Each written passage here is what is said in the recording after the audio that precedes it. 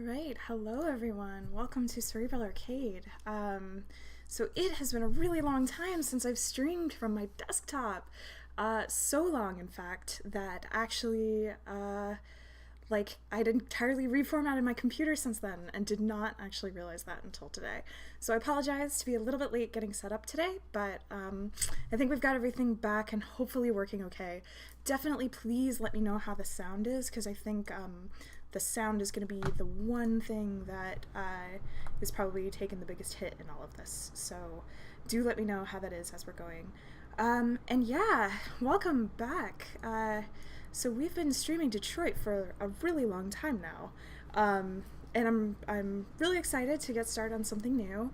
Night in the Woods has been on my list for a really long time. I think I first saw this game, gosh, maybe 3 years ago or so at this point at Indiecade, a while ago, and like the art style just immediately grabbed me, and everything I've heard about the narrative and just the way that the game plays sounds really amazing, and really excited for it. So I'm gonna go ahead and dive in. I expect we're gonna be talking a lot about things like character development, how to deal with heavy subjects in writing without necessarily becoming didactic or sort of overly heavy, and yeah, just kind of the general design of the game. So let's dive in. We're going to start a new game.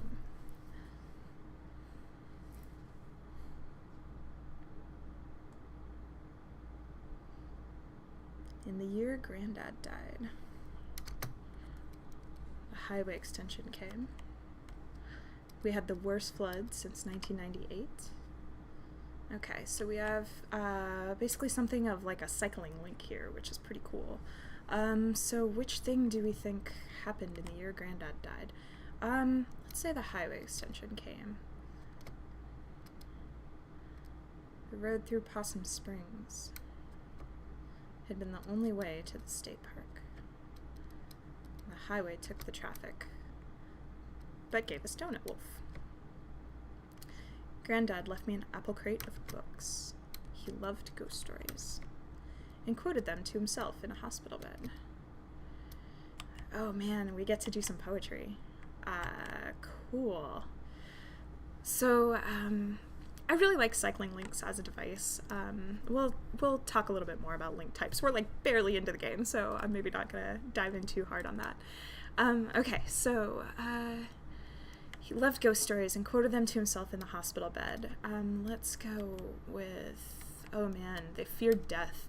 It's so heavy and feels really appropriate for the hospital bed. They feared death, so they ate the young. On his last day, he sat up suddenly and stared bug-eyed through the window.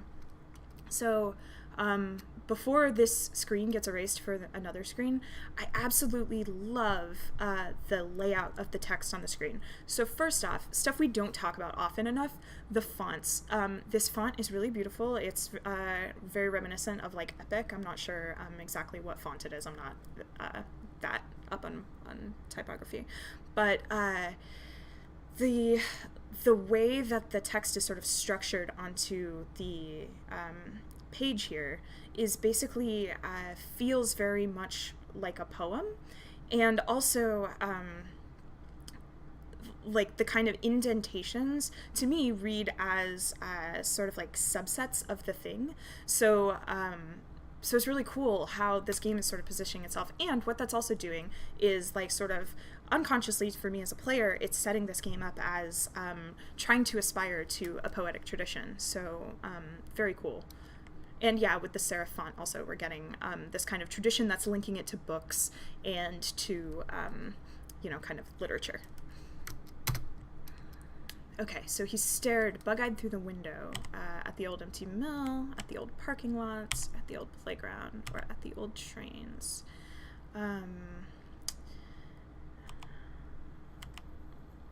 Let's go with at the old playground. I really like something about the juxtaposition of old and young there.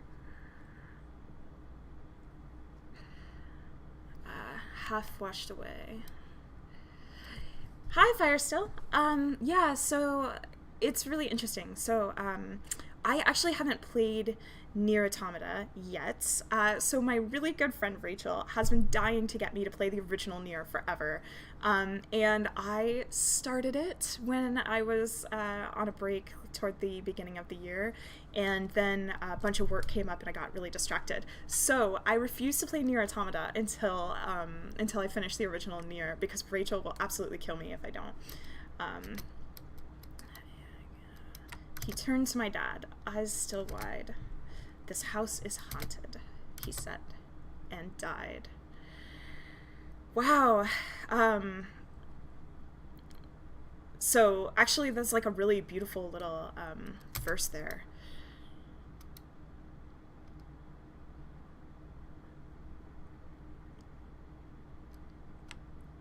Well, this is great. I mean, I didn't expect a party or anything, but I figured someone would be here. Welcome home, May. Alright, and now we're moving. There we go.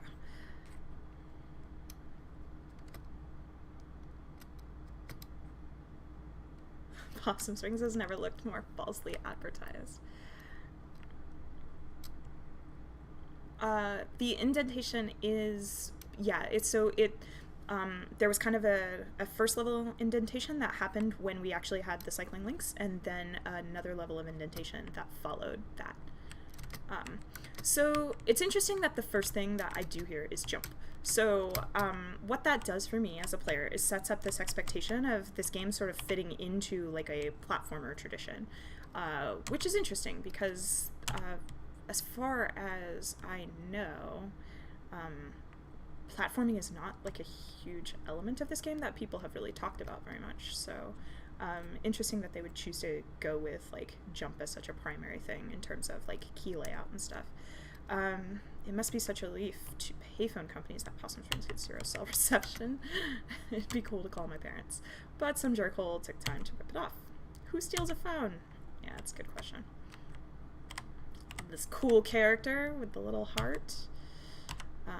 Yes, so I'm playing on a keyboard here, and C as the interact button is feeling really awkward. And then spacebar, where my thumb sort of naturally falls, is jump there. So when I say the focus on jump, what I'm talking about is like what I was just saying. Because I'm playing on a keyboard, like the jump button is the spacebar, which is sort of where things like naturally fall for me. And then C is the interact button, which is like a little bit out of the way of where my fingers are. Where is everybody?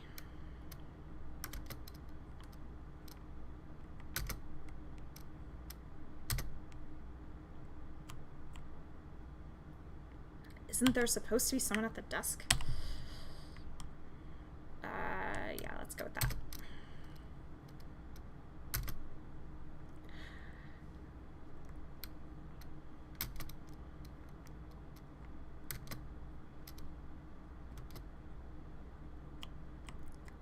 Cool. So I'm really liking the sound, actually, which is kind of this interesting mix of like ambient and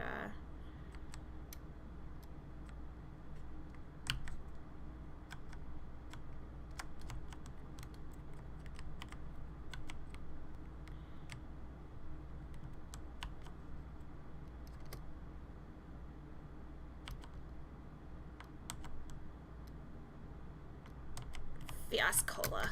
It's great.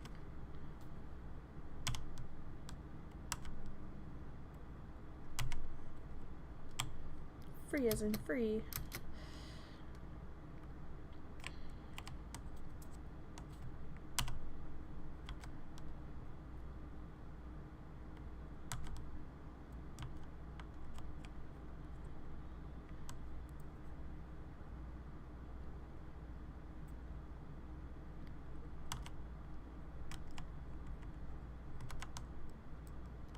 Oh my gosh, that's the best. Okay, this is not. All right, so note to self, for the next stream, we're definitely going to play on a controller. I did not think fine motor controls would be a thing, but free ass cola. Cute. Yummers.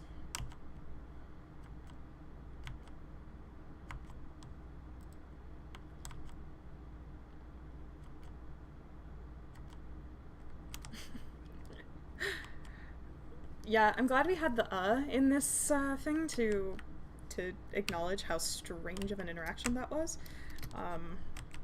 The writing is very staccato and very sort of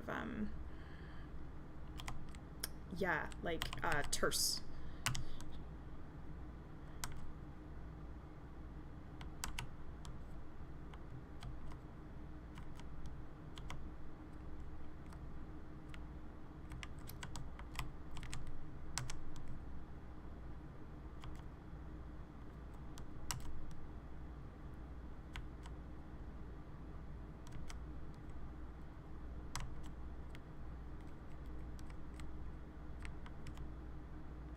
So the leaves are a nice touch.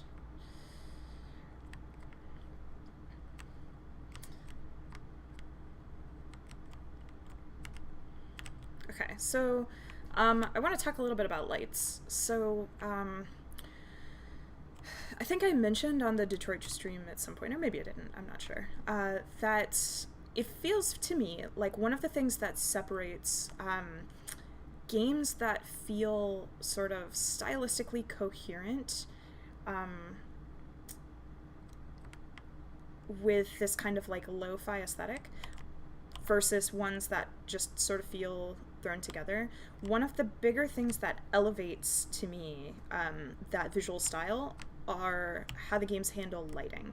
So so like here we actually have really sort of like flat sprites that are actually emanating light, and then sort of the nice use of alpha here with these, and how the yellow like really deeply contrasts the blue, I think like really visually brings this game together. The small amount of light being given off by the stars, and then kind of like the gradient fog backlight as well, which gives the different layers some depth and dimension for the parallax.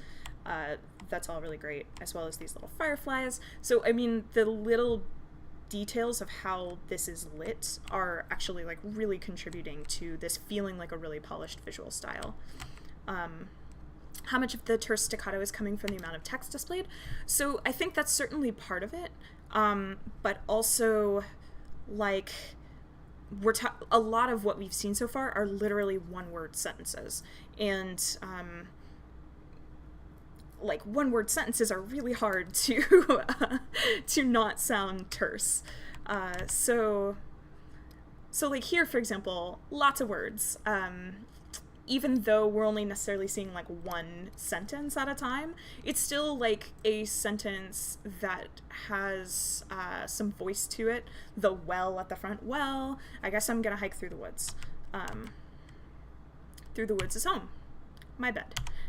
Right? And so, like, I definitely agree that because we're getting, like, fragments of sentences at one time, it's adding to that terseness and that staccato feel, but it doesn't feel like it's a necessary limitation of the screen, for example, where, you know, we just had a longer sentence.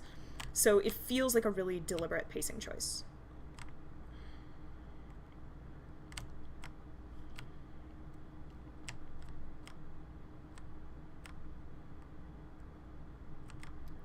I really like the leaves.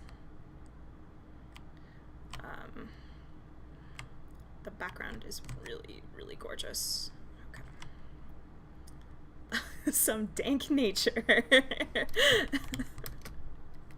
Dank nature and garbage. Dank Nature is the name of my new band, by the way.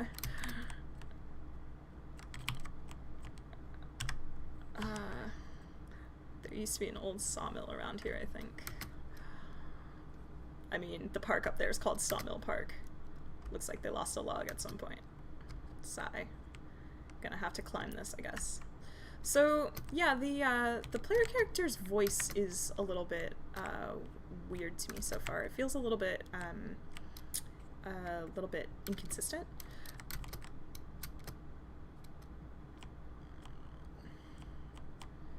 So one thing that I'm really loving actually are like these leaves sort of laid on this branch right here feels very much like collectibles in a platforming game. So it's really interesting like how this game is kind of like nodding to platformers and that sort of like collectible aesthetic, and then not actually following suit itself. So it wants me to climb.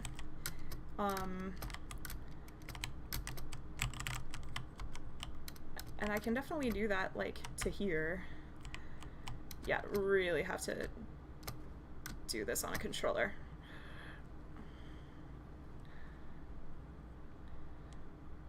Okay.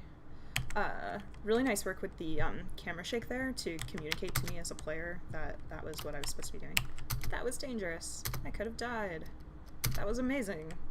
I'm not gonna die in this hole.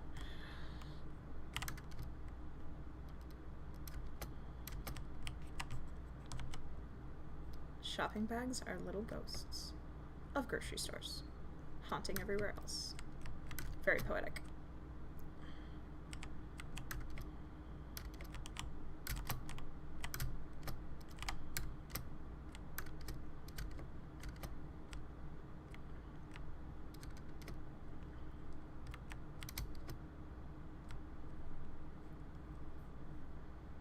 I wonder what the little carvings on the tree mean.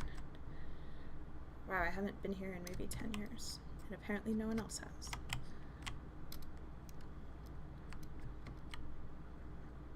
Okay. I don't know what they were going for here. Some sort of boat castle? Most of it's gone now. It's just a thing for weird animals to eat and have babies in. Okay.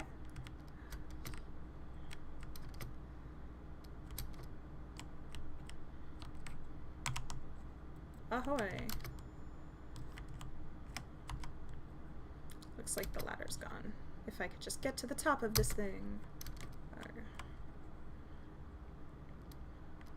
I could never make it onto that tree when I was a kid. The number logs mocked me. The logs and the other kids. So, yeah, interesting sort of like self-aware reference there. Okay, very explanatory. I can't stop running while I do this, not even for a second. Gotta have enough momentum. I think I can do it.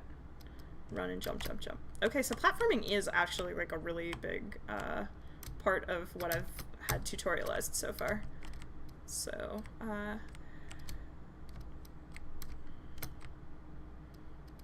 it's only been 2 years since I lived here. Not in this playground. Possum Springs, I mean. This is all getting jumbled. I should write it down. Cool. Okay, we have options. Oh, nice.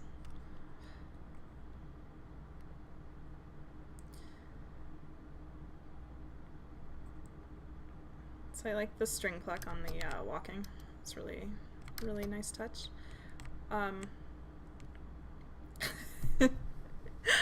Hello, May. Been a while.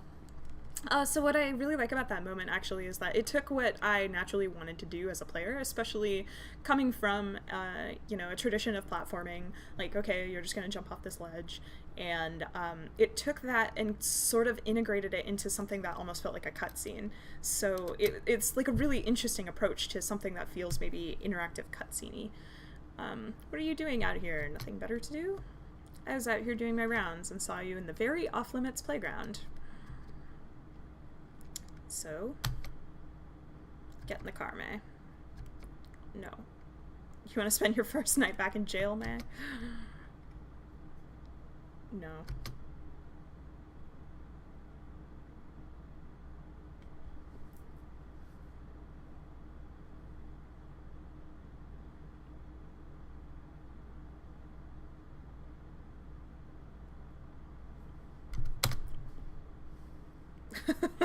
Wow, that's not the reaction I was expecting.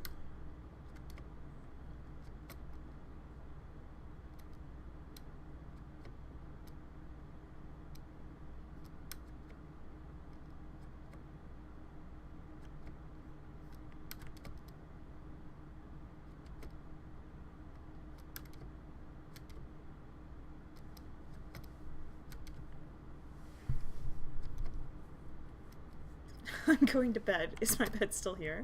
Or are we waiting for tomorrow night for that too?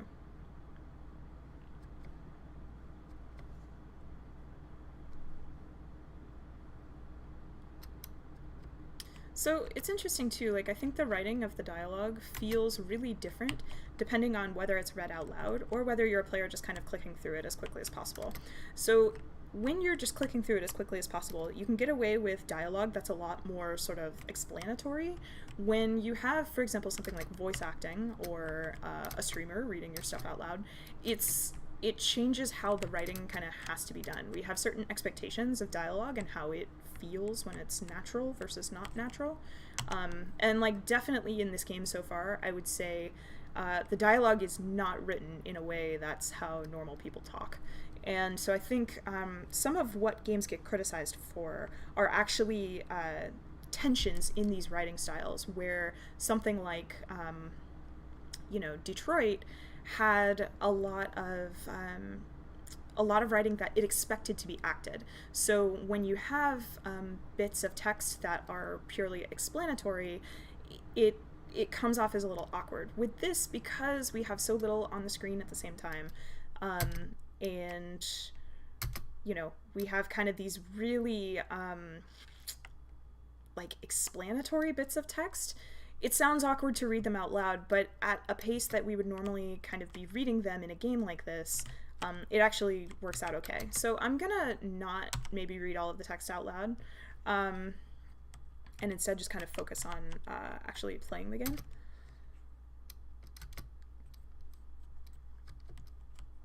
But it is interesting because one of the things that I've heard so much about this game is about the character development, and that's kind of an interesting thing for me because so much of character development is going to be dependent on dialogue. And because this dialogue feels very functional, I'm really interested to see how that plays out.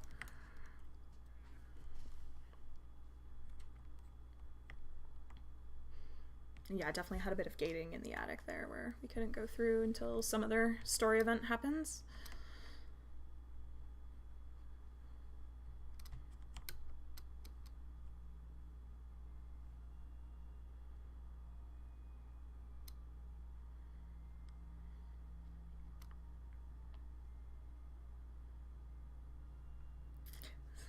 So we have some really cool stuff on the room in here, like on the walls.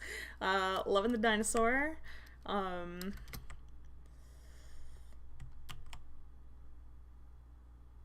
love waking up, interrupting the music and stuff. Nice pink guitar. Or bass, sorry. Space Dragon. I like that Space Dragon is my only option. This is really great. Oh, that's really interesting, Firesteel. In what way do you think it reminds you of theater opening scenes?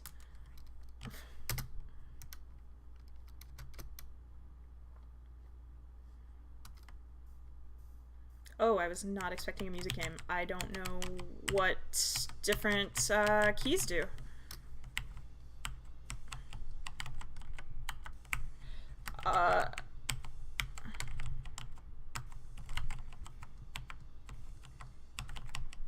This is so hard to do on a keyboard, oh my gosh.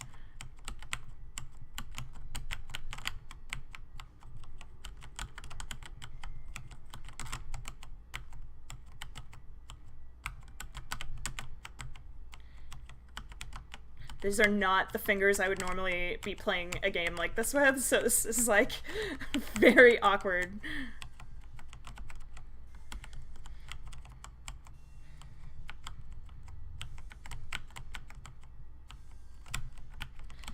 Okay, that's enough of that. Can we like stop?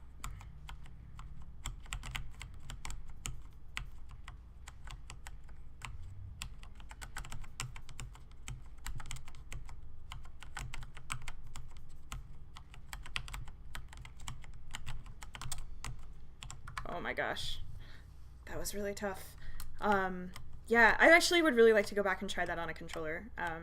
But yeah, just way hard on keys.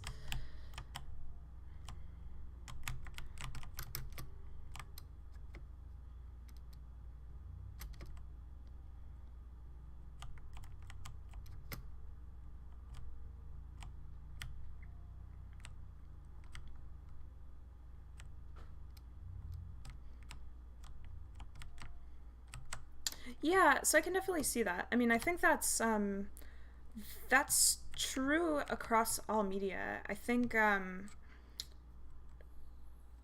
think there's a real art to the sort of like quickly catching the audience up on what has happened.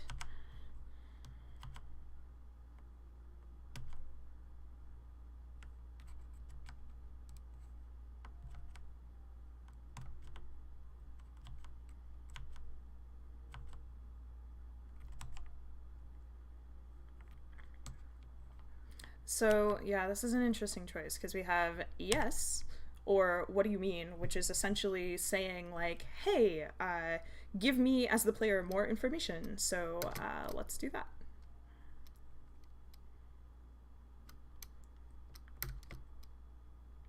Yeah, definitely.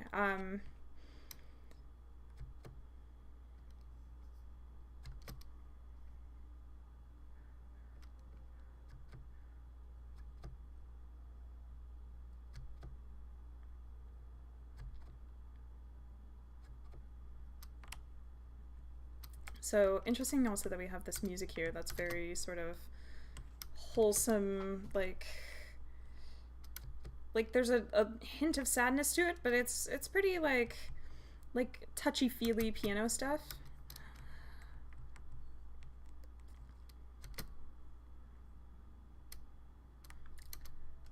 Town Center West by the Click Clack.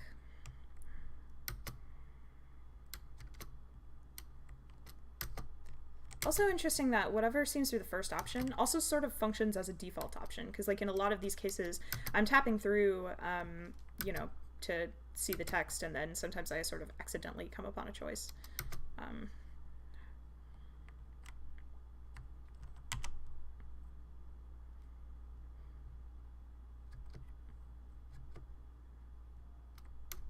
oh no, Mrs. Krangler.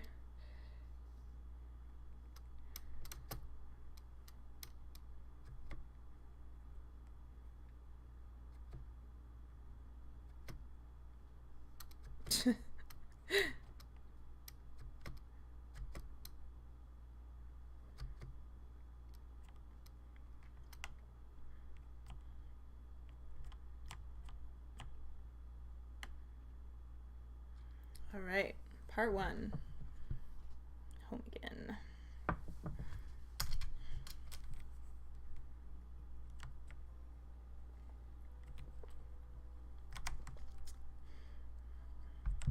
Okay, so that squirrel is super cute.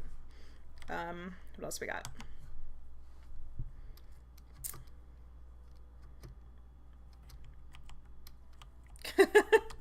Why would I say no? No. Well, of course I'm going to now. Well, it looks like May.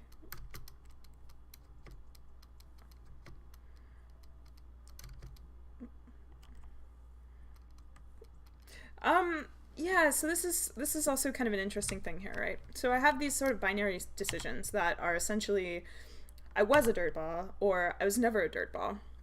And this is kind of interesting because as a player, I have no idea what this character, you know, whether this character was or wasn't. So what these choices basically amount to is me sort of deciding whether I want this person to have been, you know, a dirtball. So.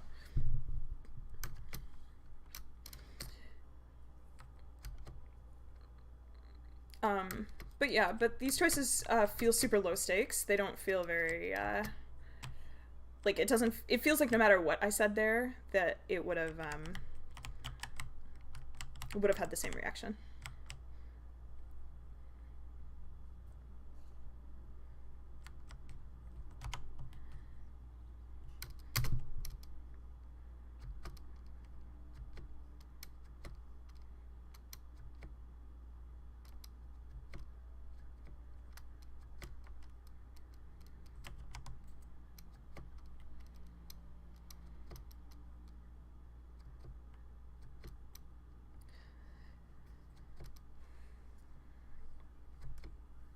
Yeah, and also kind of interesting too how um,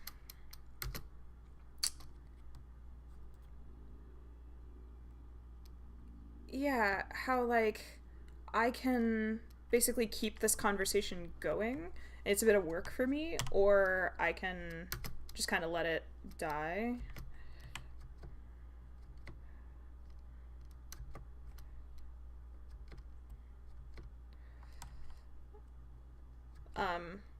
And it's also interesting because, like, I'm not sure if talking to this person is gonna have consequences, and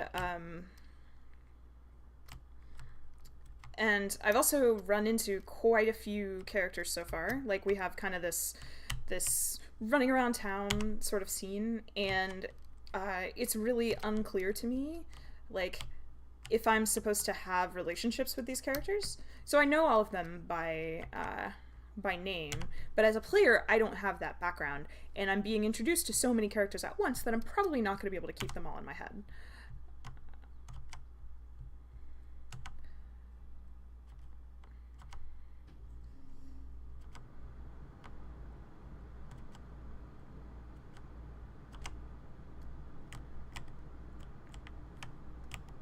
Wait, I want to talk to you, person. No. Okay.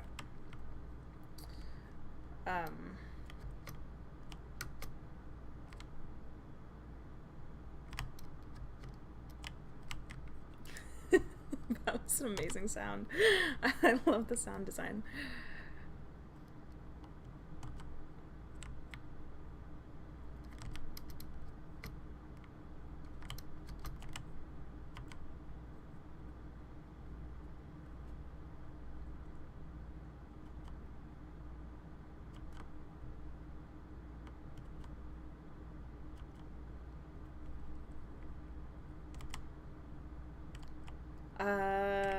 I don't think I understand the interaction I'm having.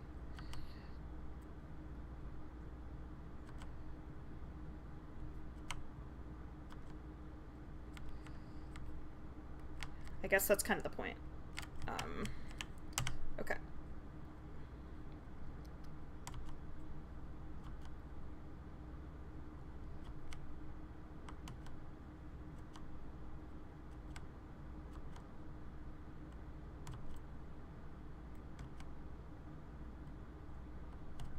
Aww.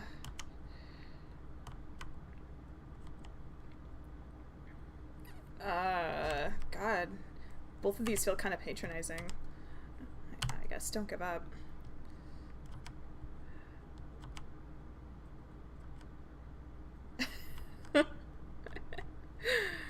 Oh.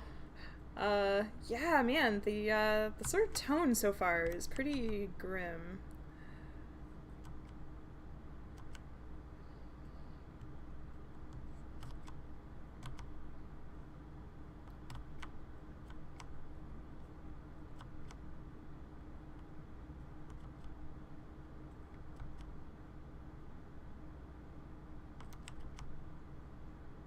Yeah. Yeah, that's rough.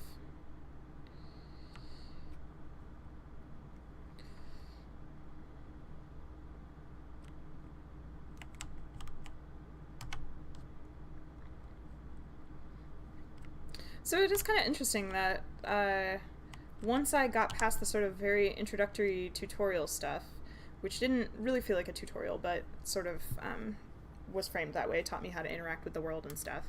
Now I'm just kind of released into the town, and I like my basically interaction method. What I'm doing here as I'm going through it is kind of thinking to myself, okay, I'm just gonna walk to the left. I probably could have also walked to the right, but I'm just gonna walk to the left until I see things, and then I'm just gonna basically interact with everything.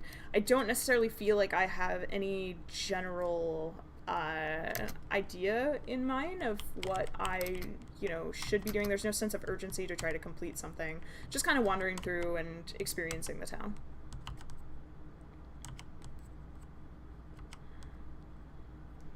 Well,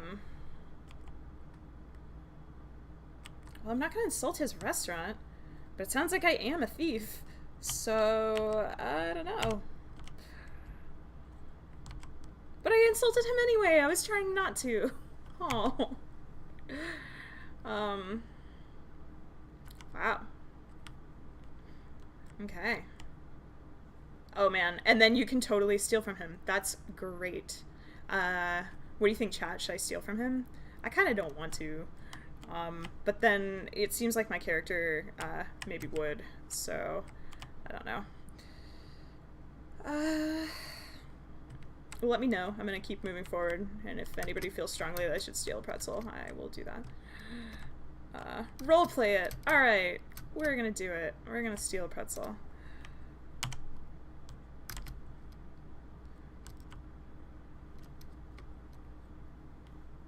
Am I just, like, sitting here stealing them? That's pretty great. Okay, I guess that means I am. Fine. I think we stole 3 pretzels, but I'm not entirely sure. There's that MURT again, which we saw carved into a tree before. Hey, teens.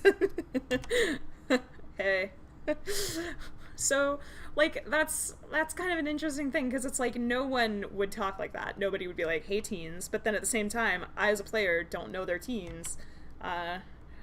Though I suppose they probably could have written the dialogue in a super apathetic way to signal to me that they were, but,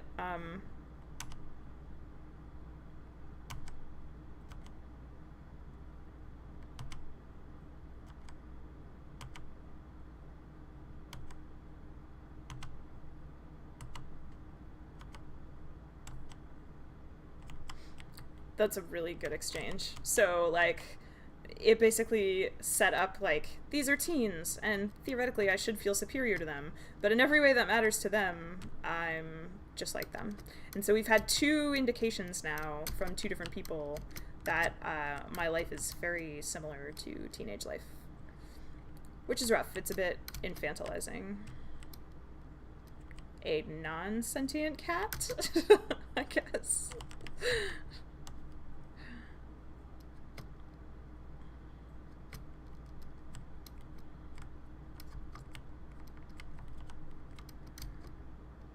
Okay.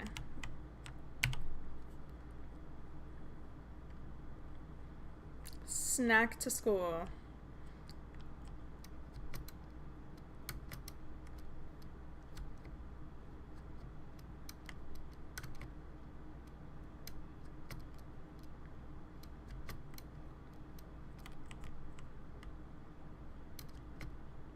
Why does everybody want me to die? This is very depressing. Alright,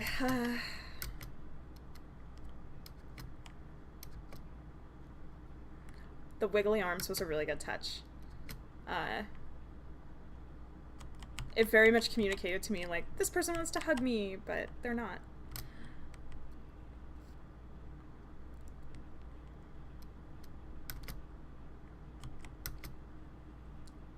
I love the flappy arms. It's so good.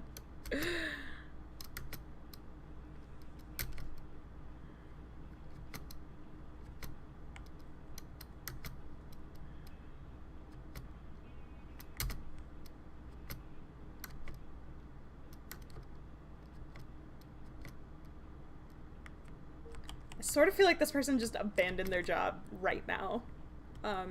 Which is really endearing to me. Like, as a player, I'm like, yeah, I like this person already. They're very excited to see me, where everyone leading up to that had not been. So, really nice contrast there, and certainly signaled to me as a player immediately that, like, this is a person that I care about and feel invested in.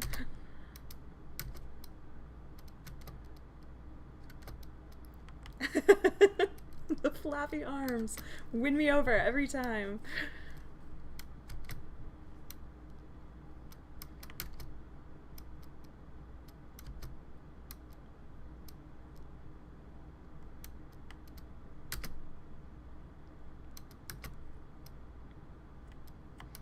Oh my god, please tell me this game is not about to require me to do music stuff, because we've already established that's pretty much impossible on this keyboard. I can try it with my right hand, I guess.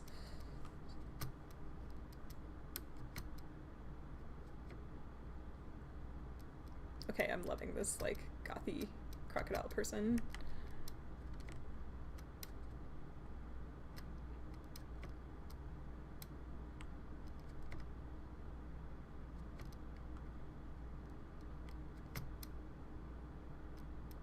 Oh my god, no! Please don't do this! Please, no. Okay. Good lord. I'm on the wrong keys. That would help.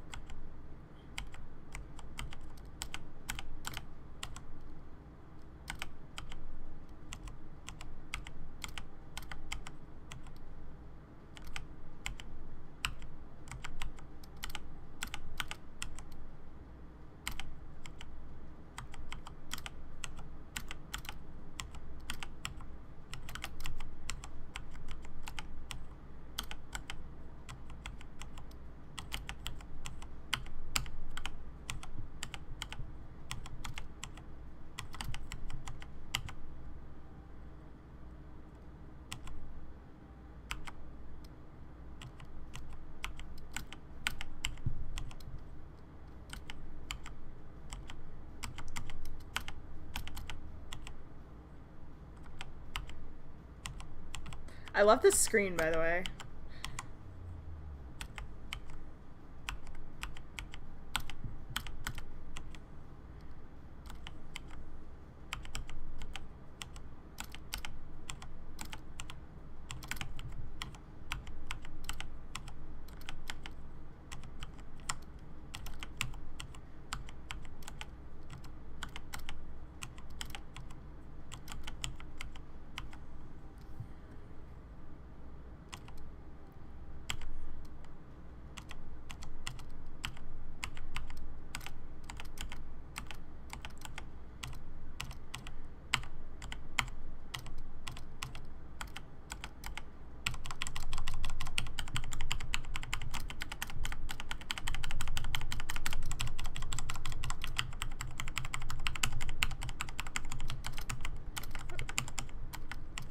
Not expecting that breakdown.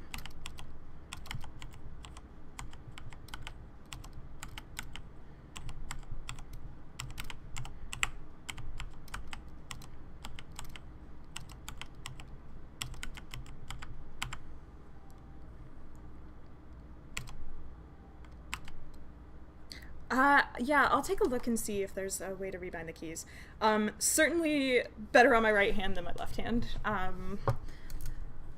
Pretty good. Yeah, I wonder actually if their text changes.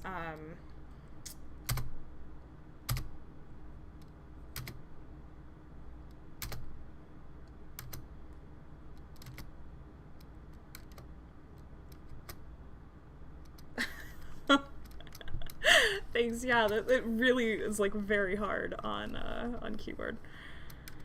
Okay. So yeah, also I've never designed like a rhythm game like that before, but one thing that strikes me about the design of rhythm games is like you're trying to sort of balance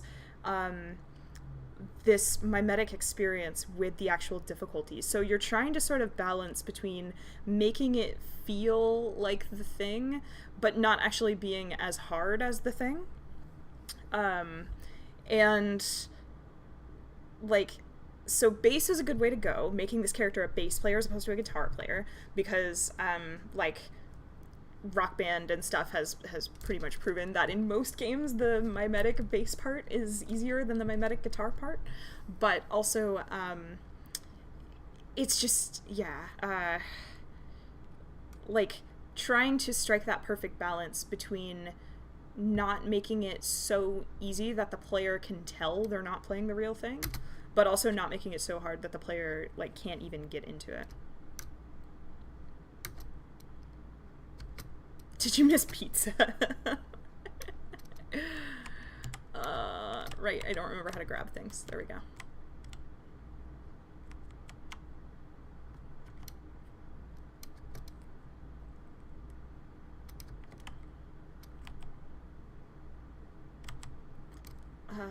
Right, tell me more.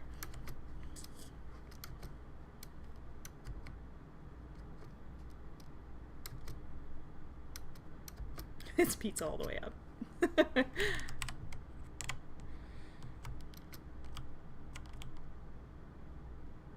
Okay, and this person is clearly struggling.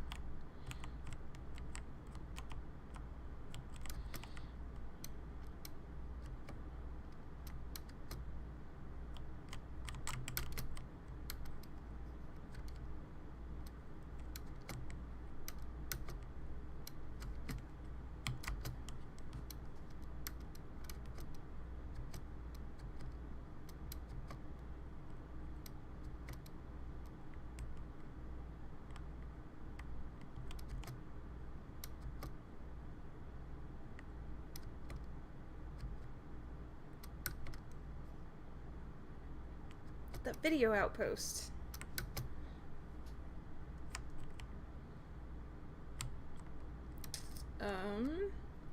This is an interesting example of a cycling link because in a previous cycling link, I was saying it felt like we had these two options that were sort of at odds with each other. So it felt like I was getting to sort of set my character's backstory in that choice.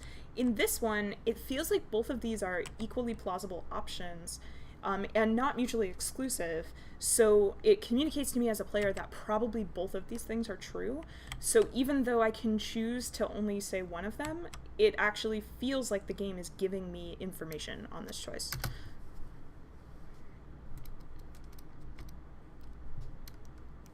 I have never thought about the physics of how a crocodile would smoke a cigarette until this moment.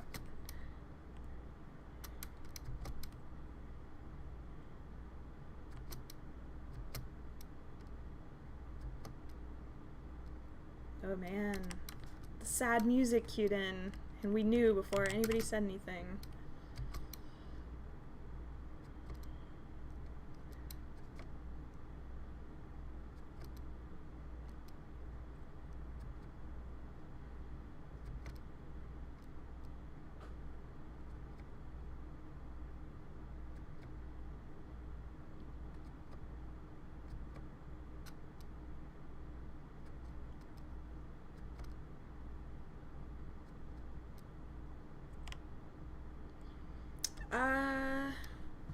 Yeah, let's go. It didn't work out.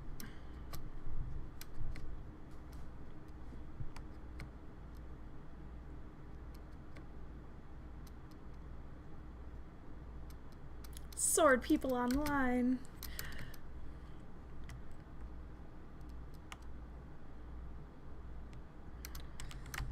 All right.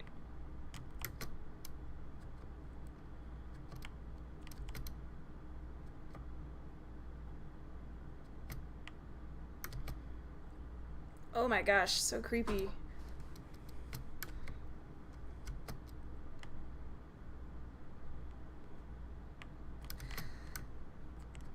So this actually happened to me once, where I found a severed foot in a parking lot. And then the cops showed up, like, kind of immediately after that, but, because someone had already called them. But, like, yeah, it's, okay, this is gross. I don't want to do this. Can I not do this? No, I can't. Okay. Yeah, that's true, sorry. This was many, many, many years ago. But yeah. Oh my god, and roaches too, no. I don't want to poke it anymore. Why do I have to do this? Can I just not? Why is this a thing? Why can I not stop? Oh. Good, thank you.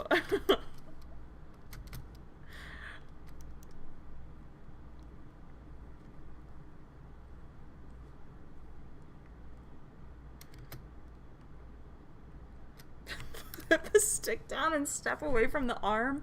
Oh my god.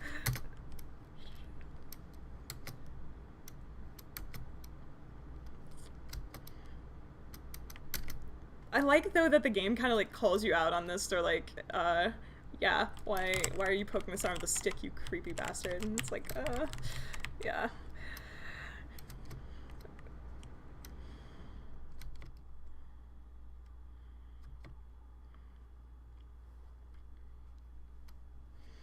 Okay, so now I have an opportunity to bond with B, which seems like a good thing because I feel like our conversations so far have felt a little strained, so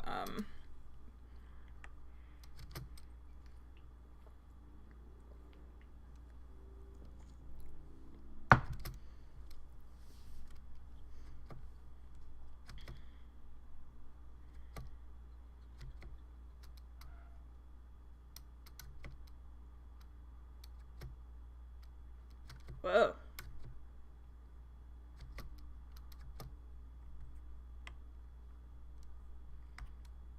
So, I'm not sure if I accidentally made a choice there that I shouldn't have made, but that felt really abrupt and felt like I was being punished for reasons I don't really understand.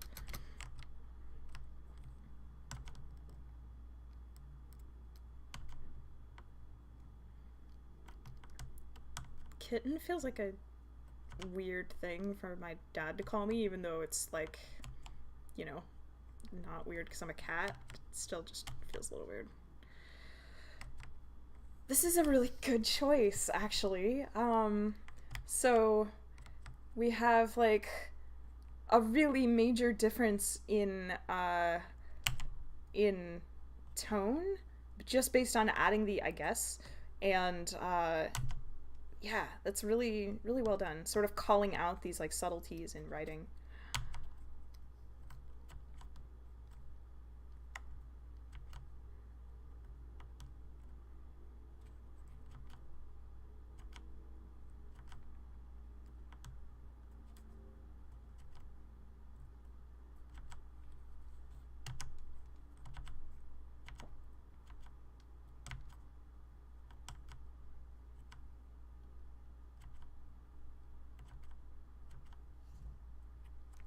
That felt like a strange interaction.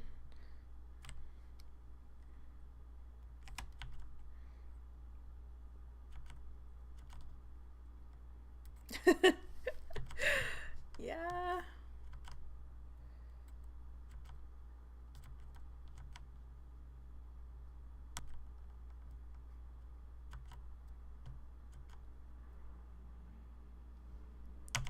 Yeah.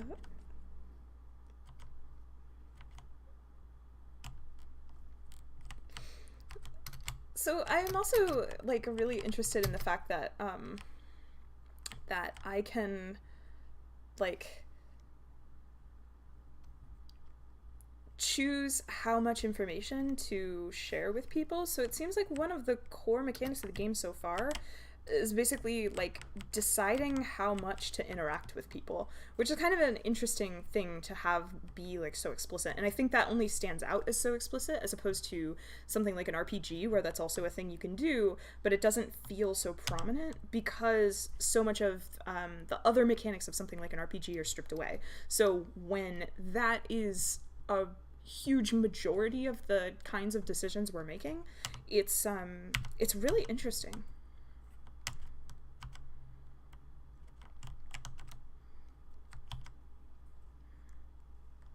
Still boxes.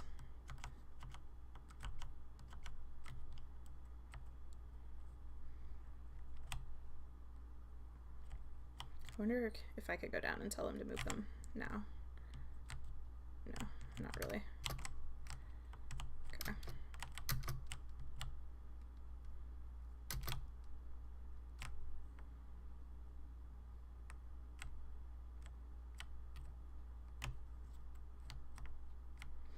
So yeah, RPGs do encourage you to talk to as many people as possible, but they also, most of the time, NPC interactions have like kind of a natural stopping point where it clearly becomes like not advantageous to oh, interesting, now I can practice the new song.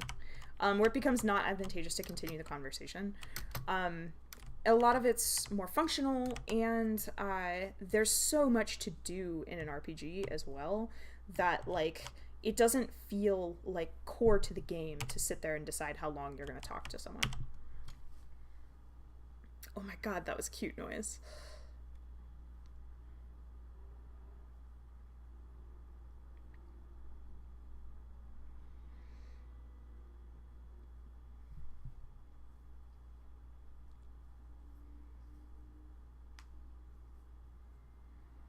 But yeah, but I agree. RPGs do generally encourage you to talk to everybody. Though I feel like this game is doing that too.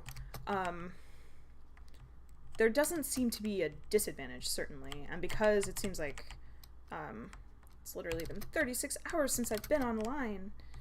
Oh no. Oh no.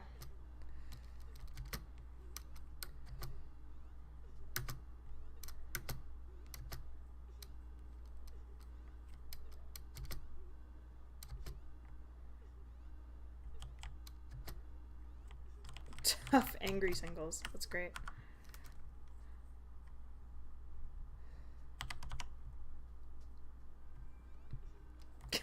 Sorry, I didn't mean to go back into that.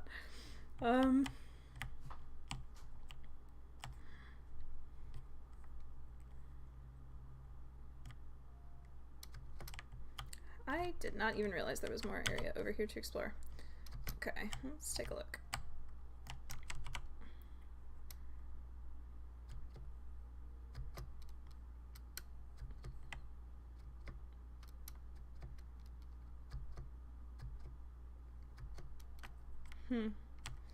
Yeah, so lots of death themes kind of surrounding the grandfather and all of that. Lots of people asking me about killing myself and all of that.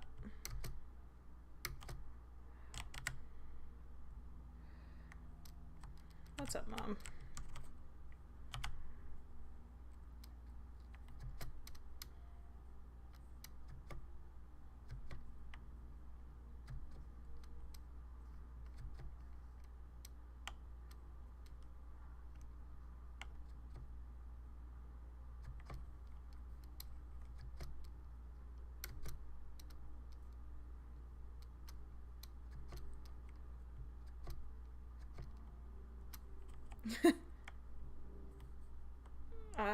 Yeah, we're in a band together. I know him.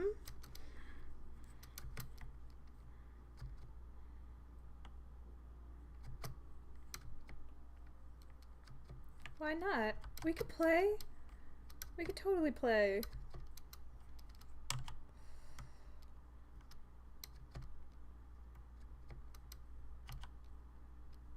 That's fun. I'm gonna keep talking to Mom. Now that this feels like a thing.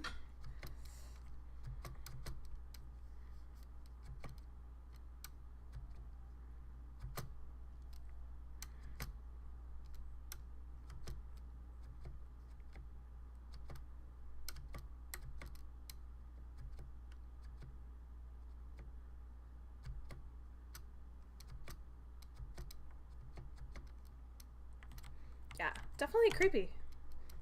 Definitely creepy.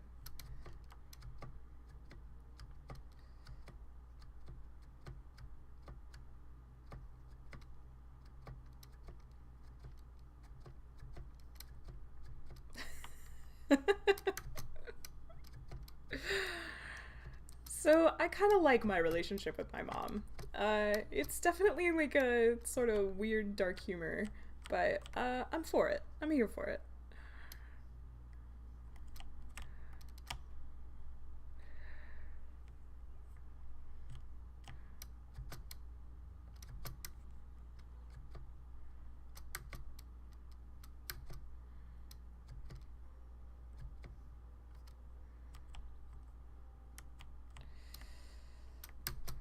Okay.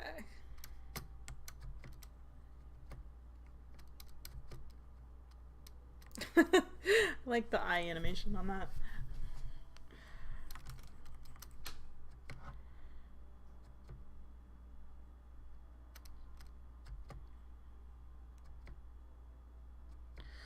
Interesting.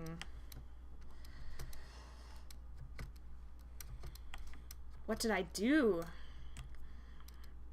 And does it have to do with all the death that we see around? Sure as fall.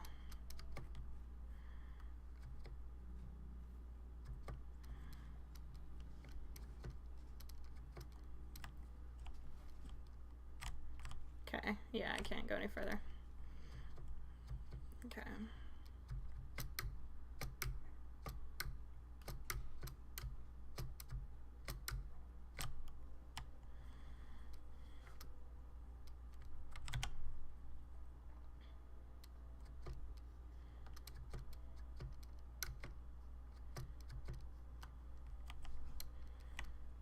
I'm gonna say not really.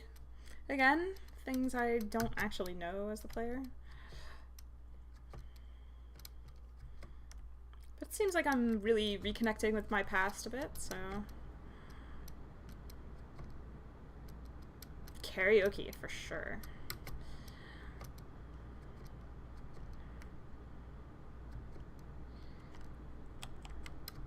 Karaoke does not, in fact, have to be good.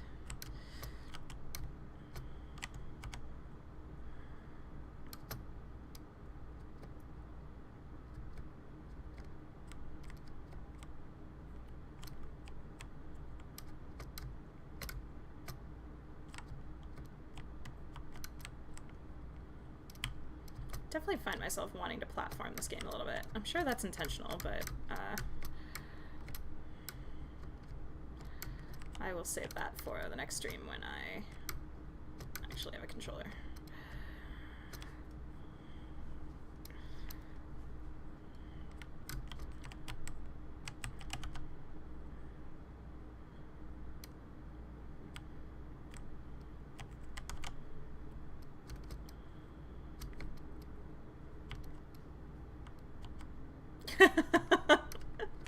That's pretty much how I feel when I write poetry too.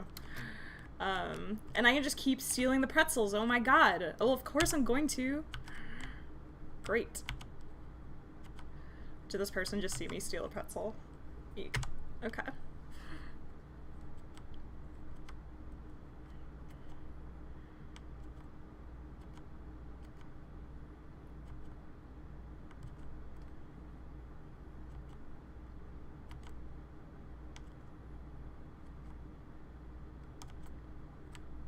That's cool. Somebody to give the players some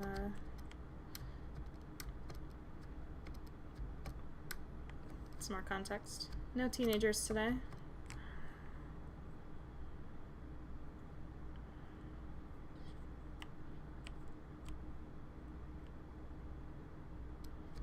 Social security possibilities.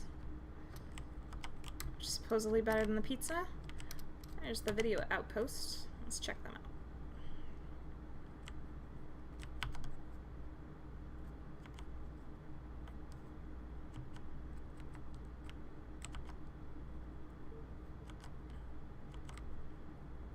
Okay. Oh man. So I love that there's a video store, by the way. Yeah, one of my earliest and fondest jobs was working at a Blockbuster Video. Lots of stuff there. But certainly I think today it represents this kind of like, you know, technologically outdated and all of that.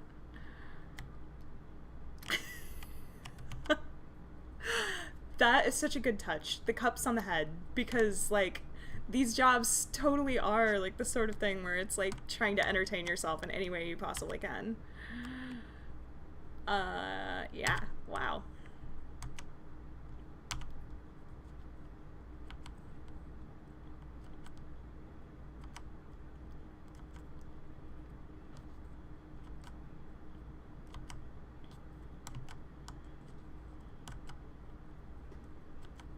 A hacker. I'm pretty sure he hacks.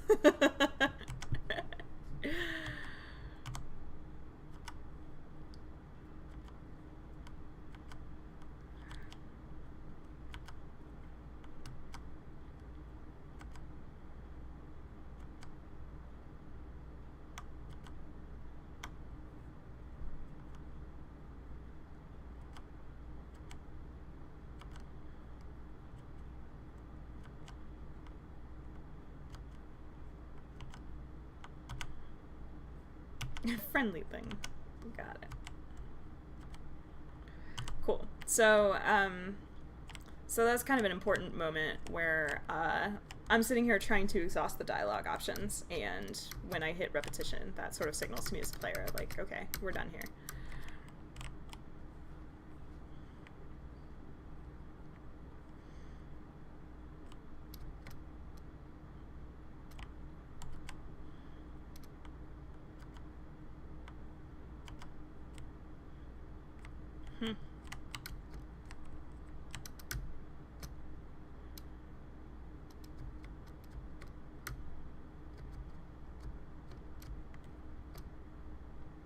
Click clack diner. Can't go in.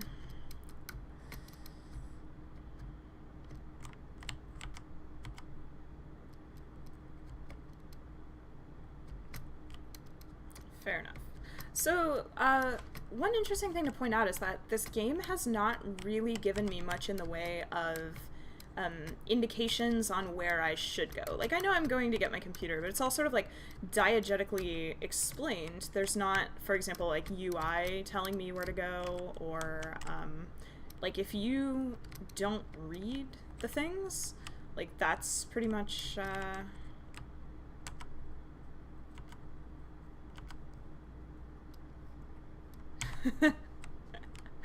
that's a great little aside.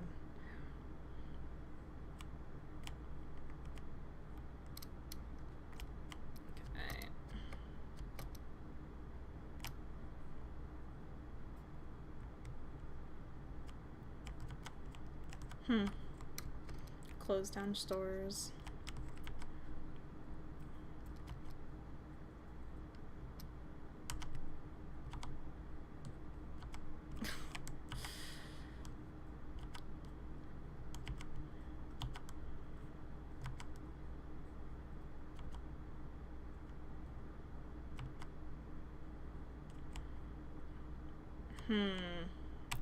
Interesting.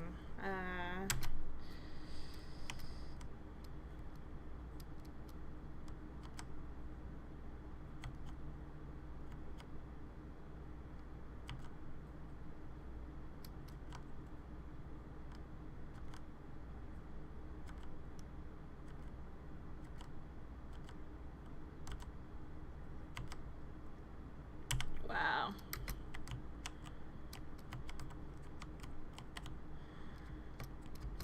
This game does a really good job so far of capturing the sort of like awkward ending of a conversation.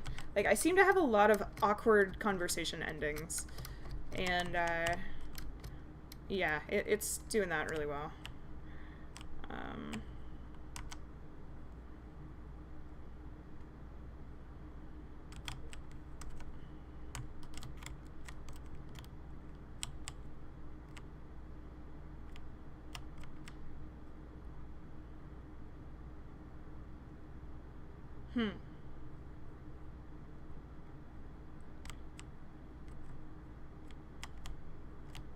Or like Awesome Springs.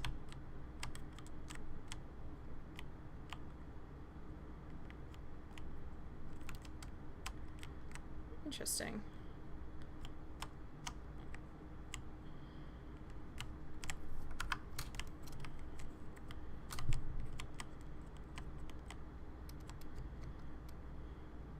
I really like the little squirrels. It's really cute.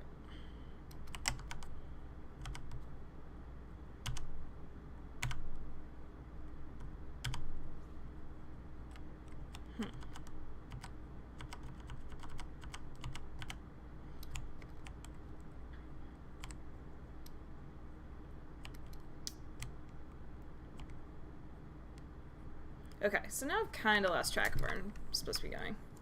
Place is falling apart.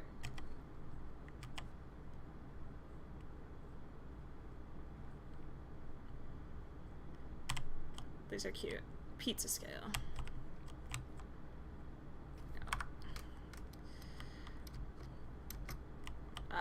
So yeah, so actually,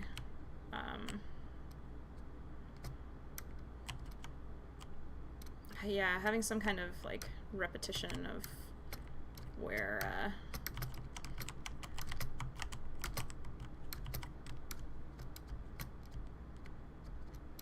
Greg is would be great. Or Angus.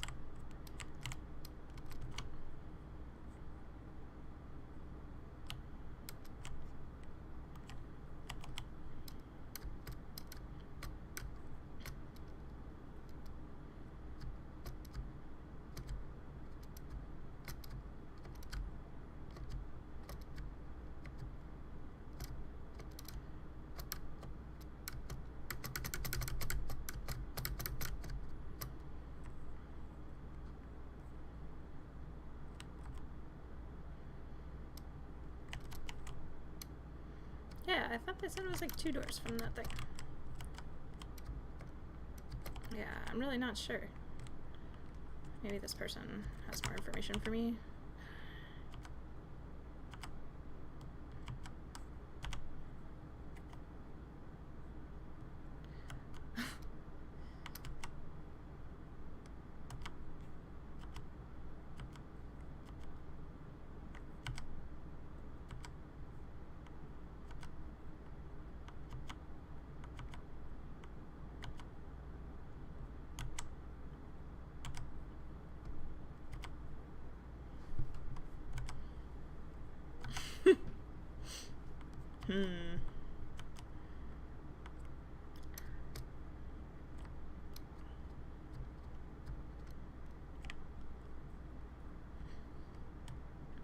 I hope that unlocked options for me or something.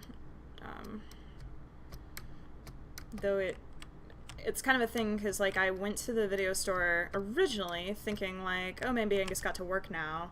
And then when I saw her there, I just left because I was like, oh, Angus isn't here. I should go to the apartment. So I was kind of like one step ahead of where the game wanted me to be, but I didn't actually see this as a choice. Oh, man, I want to press these buttons. Okay.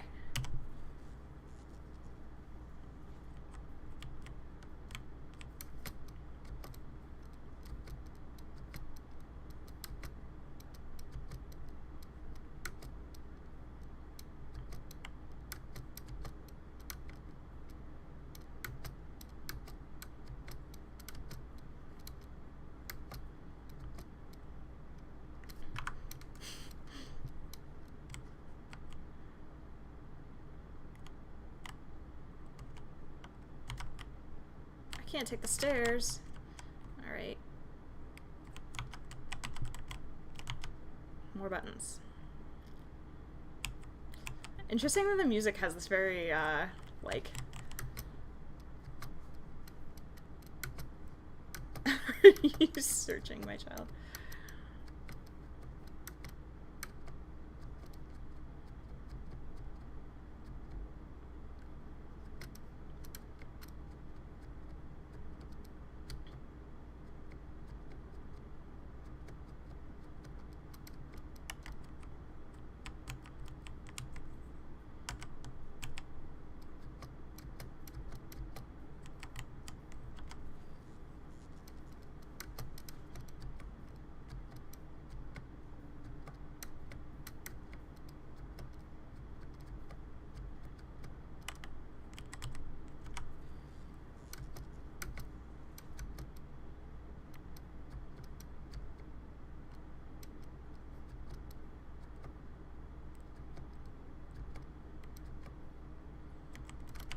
They're all creepy. Every single one.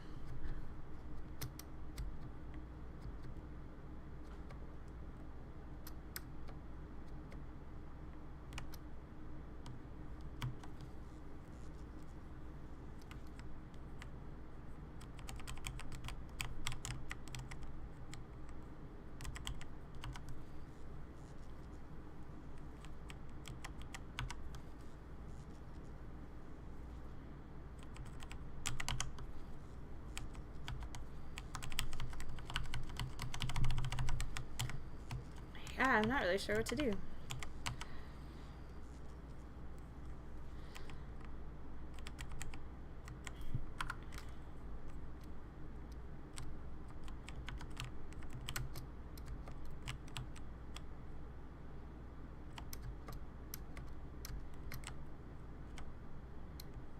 I don't know.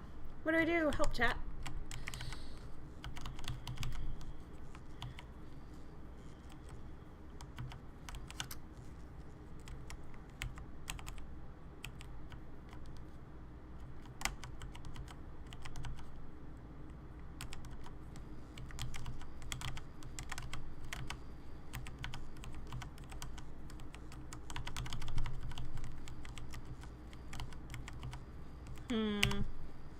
Okay, I totally am about to look up what to do here.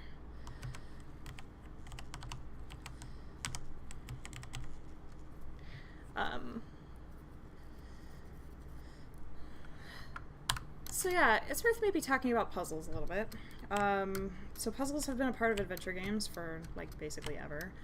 And they usually feel like they're added as a kind of, like, telling a story is not enough. Players want to feel like they're doing something. And the attitude of adventure games towards puzzles has kind of, like, vacillated over the years. And I'm not really a puzzle person, funny enough. In very specific moods, I'm, like, interested in puzzles. But for me, it's more like puzzles feel a little bit like artificial barriers sometimes.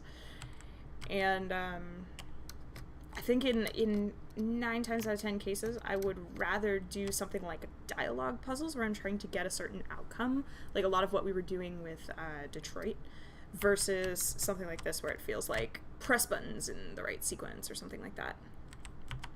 Okay, cool. That's good to know. So I actually thought that I tried that, but there we go. Okay, cool. Thank you.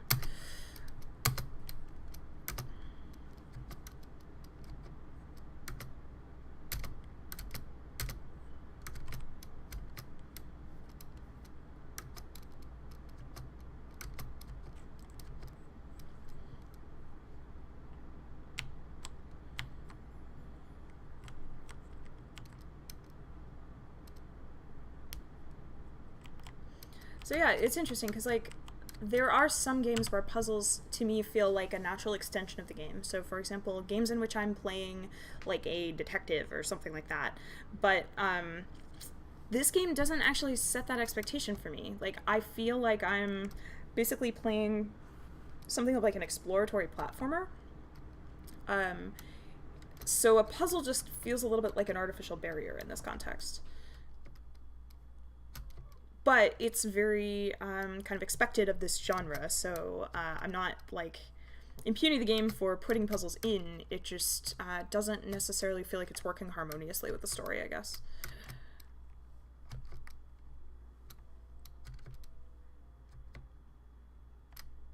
You know, things about things.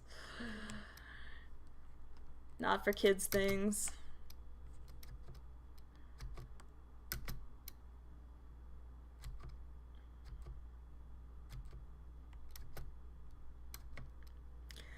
That was actually a great piece of dialogue there. The like cut off sentences and sort of like, you don't have to be embarrassed.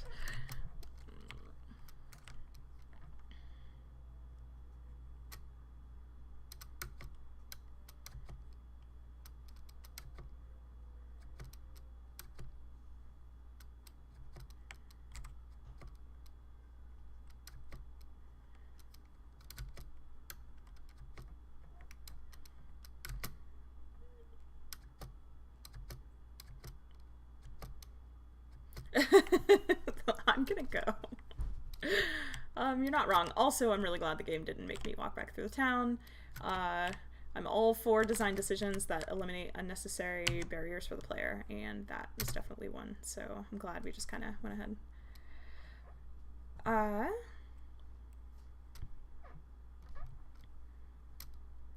Puzzles are at least in part with games like Dead Space make the player character a mechanic. Yeah, I think so too. I think that puzzles are a motivation for a lot of player characterization, and certainly they frame the kinds of verbs that you expect to use as a player. So a lot of times when we're thinking of you know, what kinds of actions we want to facilitate for the player, or we're thinking in terms of what kinds of things we want you know, a certain character to do, we sort of think in terms of like verbs and what that player character might do as verbs. So you can either do that in one of two directions. You can sort of start from the story level of like our player is a this and like a spy. So the kinds of things spies do are sneak and those kinds of things. Or you can start from the mechanic level and say like, okay, well, we want the player to be sneaking a lot, so what are some things that the player might be that would cause them to sneak?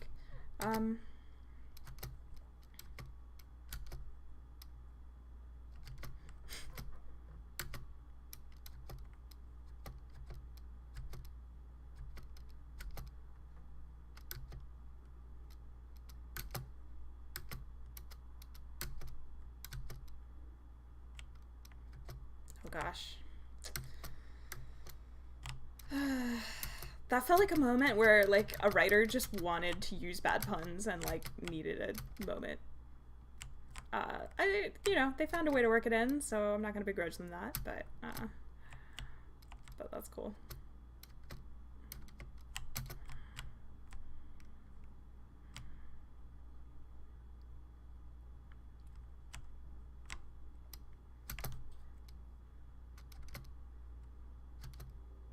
Guess it could be on fire. Yeah. Yay, it's fixed. Look at her little shark.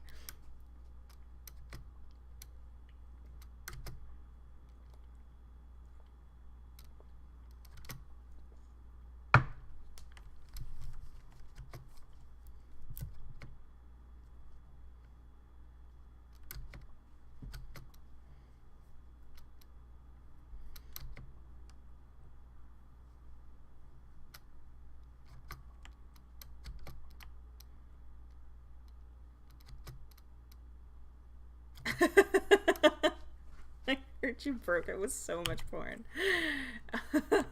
That's great. My character seems really embarrassed by this, so we're gonna go with I did not.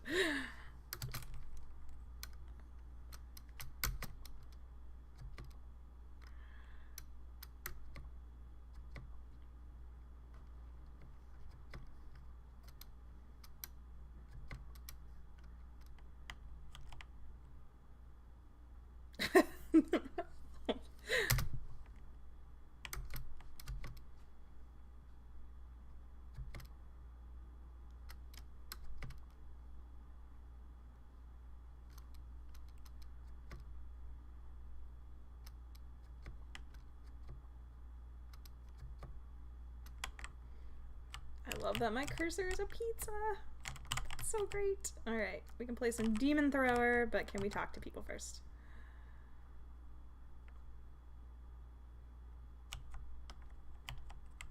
Okay. No, I don't want to escape. Okay.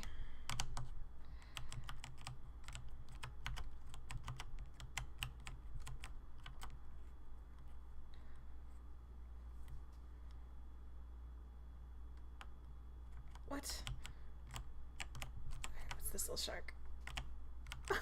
What was that? What is this? Is that like a chatbot or something? That's like amazing. It's like Clippy meets chatbot, but a shark. I don't know. I like it. I like it.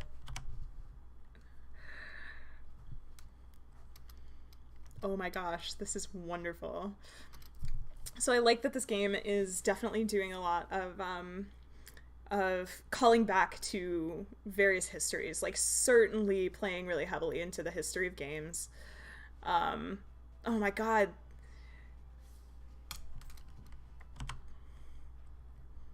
That's so good. The sound is amazing. Okay, so I love that I'm like a little cat. Fantastic. Okay. Oh man, this is so hard. Alright. Alright. I'm gonna try different controls. Since I can WASD or use arrows, I've been using WASD because that feels most natural to me, but we're gonna try using arrow keys. And absolutely getting a controller for the next stream. If I had realized how like heavily the minigames featured like action controls and stuff, I definitely would have done that. Okay, so I love the little cat hearts. Gotta have slimes every dungeon. And of course they break into smaller ones. This is so good. It feels like this self-aware moment in games that a lot of games don't necessarily have.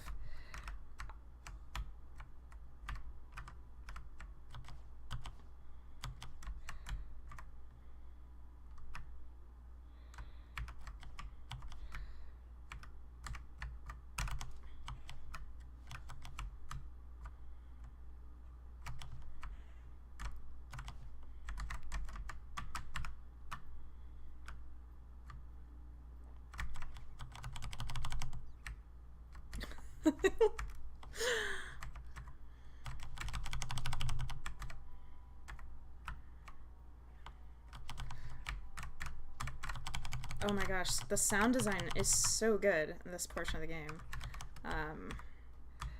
Alright.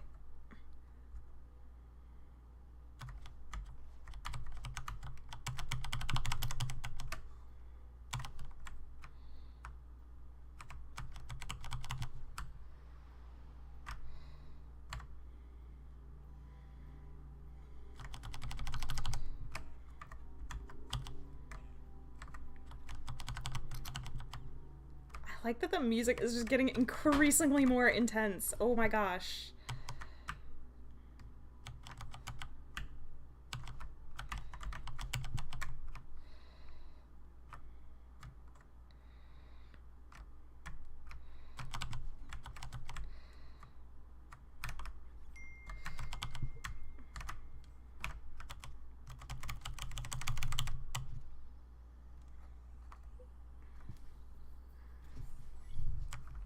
Look at that key! Oh my gosh. Or map? Possibly key? Now I'm not sure.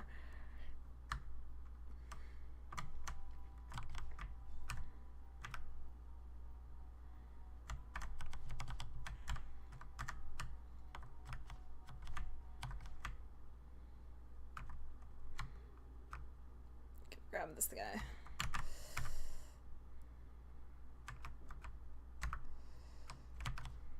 Okay.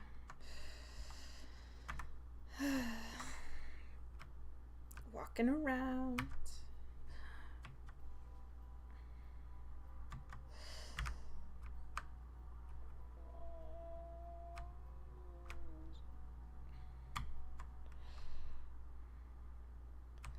Okay.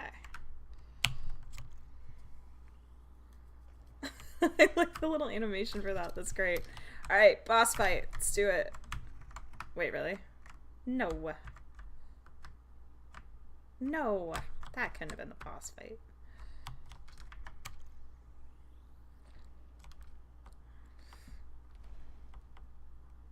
Level 11. That was the boss fight. That's disappointing. I have to admit, I was really hoping for some kind of, like, commentary. Oh. I don't think I was supposed to do that. Oops. Whoops. Alright, we've got skeletons. Oh my gosh, I'm gonna lose so much time in here. Alright, blood kills you. The music is amazing. I am having so much fun in here. Then again, I mean, I do these sort of, like, you know, Zelda games were kind of my jam back in the day, and, this definitely is sort of, you know, commenting on the Zelda, like,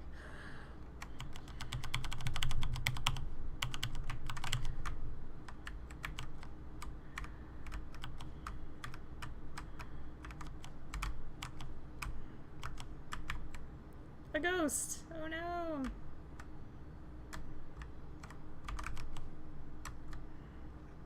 Ow.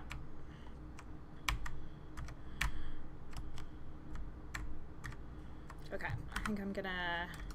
Yes, I'll surrender to the horror. Okay, that was a lot of fun. I am actually kind of curious, and maybe on the next stream I'll explore how deep the game goes. But definitely a lot of fun. Bedtime? Yes.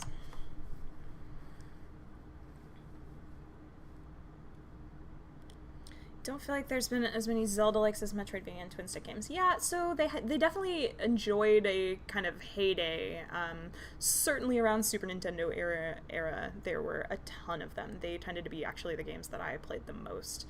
So, and then there were some Zelda-likes that kind of crossed a bridge and were sort of like in between Zelda and RPGs. So you had games like Secret of Mana, for example, is like a really good example of that. One game that I've played on stream was Soul Blazer, or at least started on stream. But yeah, in the indie scene now, that's a good point. There, you know, you've got things like Binding of Isaac, for example, and a few like kind of major ones, but it's not the same as, yeah, something like Rogue, in terms of like ubiquity, I guess.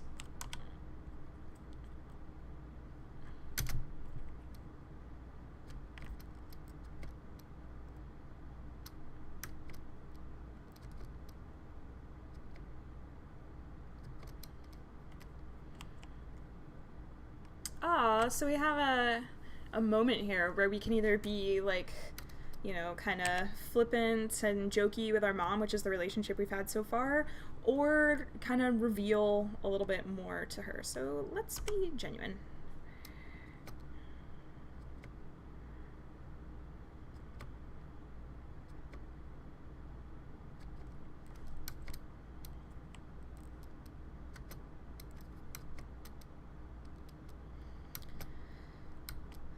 Yeah, so it's interesting. Like, there's definitely a kind of a tone to the conversations with the parents that feels a little bit like it's definitely kind of patronizing, and like there's certain indications that I want a deeper relationship, but that also there feel like some like real barriers to having a deeper relationship. And like even in that moment there where I tried to kind of have this serious moment with my mom, and then got this like, oh, don't worry about it, sweetie, sort of reaction. Yeah, it's really interesting the way they've handled those.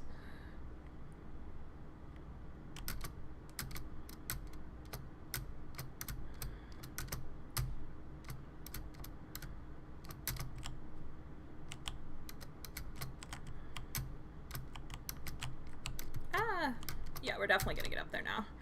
It's a thing I kind of accidentally did, but now we're gonna actually try.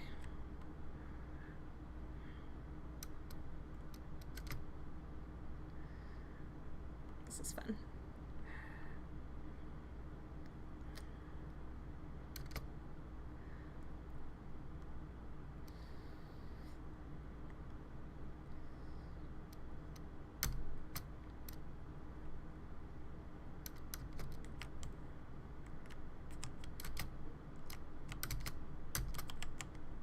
Okay, I'm actually gonna go back and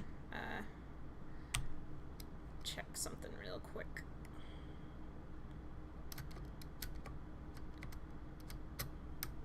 Alright, so just my house. Okay, I wanted to see if other houses were interactable.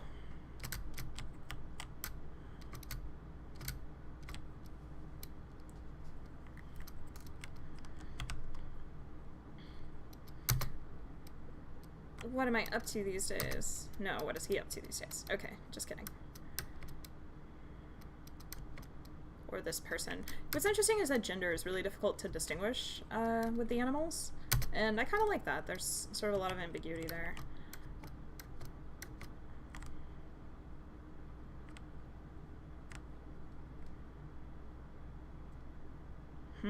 Interesting.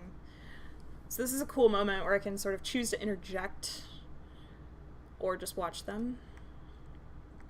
Which again is another thing that we see in like, RPG games all the time with barks and stuff like that, but something about it here in a game where like all I'm really doing is talking to people makes it kind of the focus of the interaction. Okay, and it looks like actually interacting didn't really interrupt, it just kind of speeds up their conversation, which is fine.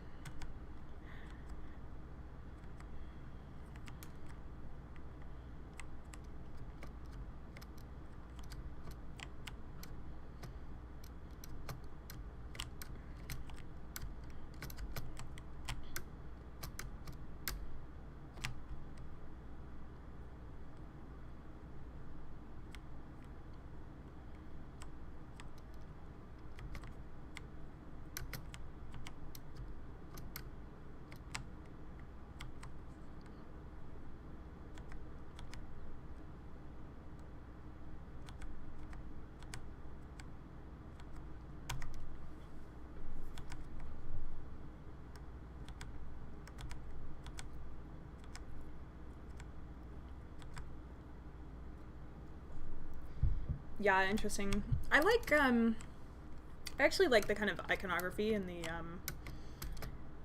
the conversations, because what it sort of tells you is like, okay, the conversation has now gone to things that are not consequential, and that's kind of an interesting thing to say, like, oh, talking about these subjects is just kind of idle chat, and Because that is how, like, actual conversations work, right? Like, you just get onto certain subjects that you know don't really mean anything, but...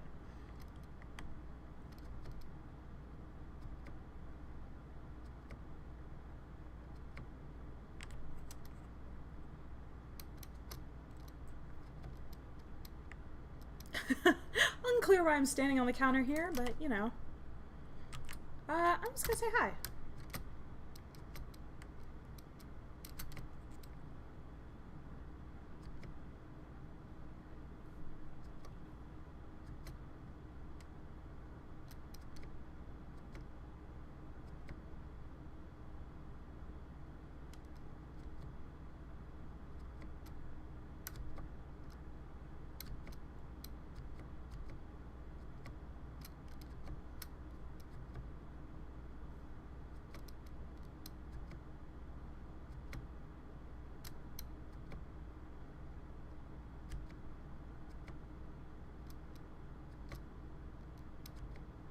Do I? Do I? So that's a fun moment, because I have definitely been getting lost up to now, and that feels like the game sort of telling me, like, hey, you really better know where you're going by this point. So, don't wander around and do stuff. Or else. Naturally, what I want to do as a player is wander around and do more stuff. But I'm not going to. Look at the raccoon! Oh my gosh.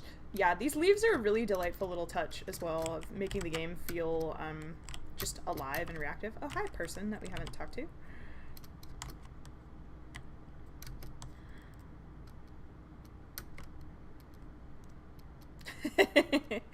Oh, I love moments like this in games. When we streamed Gone Home, that was like a moment that I think everybody in chat called out as like being a great moment. That moment of, like, you know, getting the note that says don't leave the lights on, when of course all you've been doing as a player is leaving the lights on.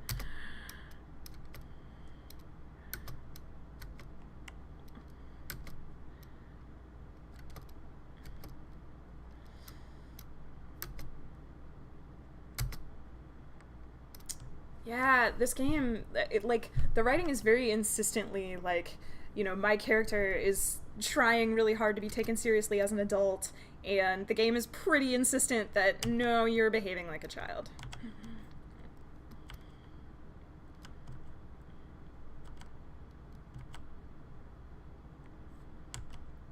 And it's interesting because my concerns are not at all the concerns of the sort of like more adult townspeople. So, like, certainly this game is very interested in trying to question, you know, what adulthood is, what is coming of age, what do we mean by that.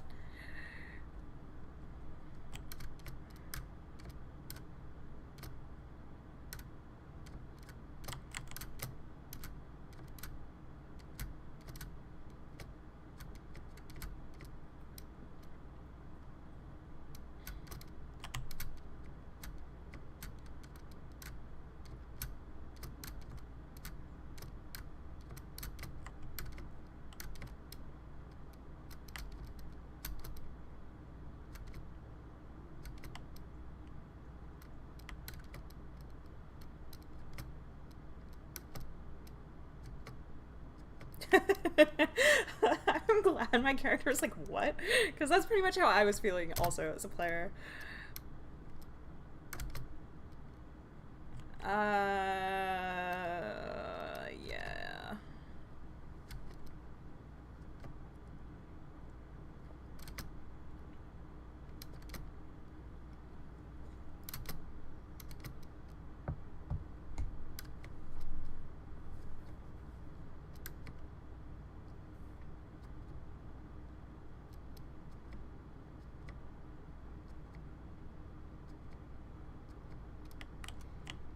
Yeah, so my relationship with the Ant character is really interesting, because, like, it certainly feels both antagonistic uh, and concerning at the same time, in a way that a lot of parental figures do. And so it's interesting because, like, my parents don't really seem very concerned about my welfare, but my aunt does, but in a way that's kind of almost accusational. So, Yeah, it's my character has a lot of interesting relationships with adults and adulthood while we're at it. Hey, parents.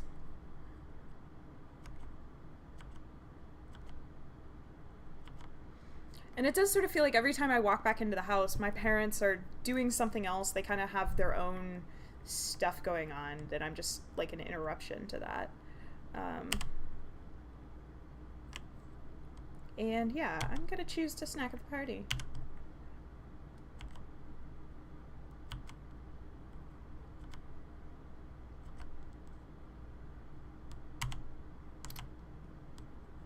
Those are blizzards. That's great.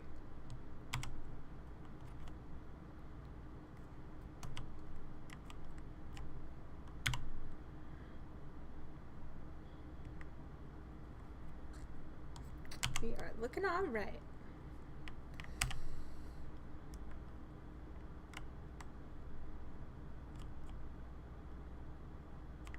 Aw, my only two options are negative. Alright. Now, roundness doesn't have to be negative. Yeah, exactly. Round is okay. Thanks, game.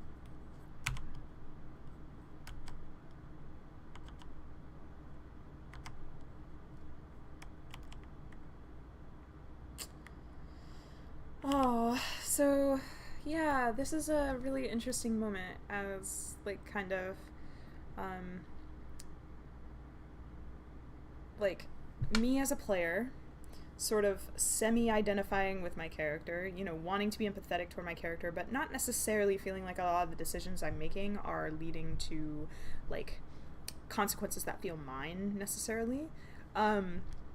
But at the same time, I'm having this moment right now of my player character also feeling a little bit disconnected from like their own mental voice, where I'm getting a lot of contradictions, which is also sort of mirroring how I feel as a player coming into this. So, um,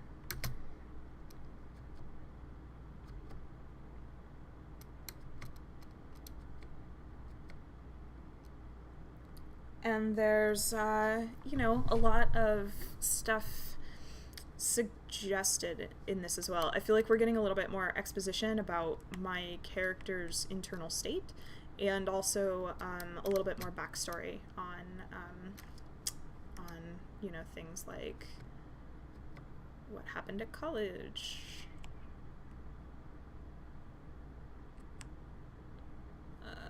Yeah, prom was a mistake.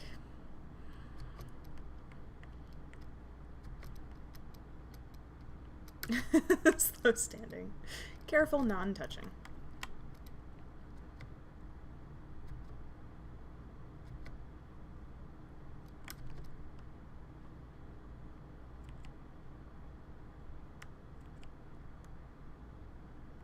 Yeah, let's not go with that one. Simple. Hi. What's your name?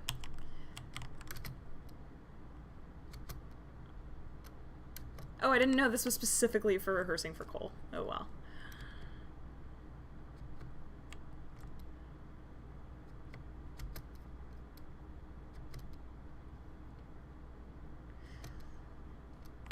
This also is a really interesting moment in terms of writing and pacing, because what this is doing is setting my expectation as a player for what the party is going to be. Where this scene is taking the party scene that's going to come from being probably how I would have continued to, or how I would have played it before, continuing the pattern that I've had of kind of just going through and clicking buttons and trying to exhaust all options, to now it gives me a little bit more information about my player character, so I can roleplay it a little bit more. Which, like, earlier in the stream, I think I was trying to roleplay, but didn't really have enough identification with the character other than everyone seemed to hate me, and that was pretty exhausting. So, yeah.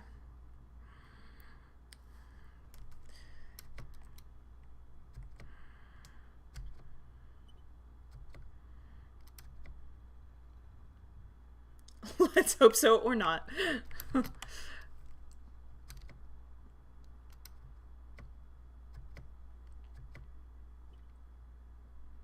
Man, B really doesn't like me. I don't know if I did something in the game to cause that or if that's just the thing. But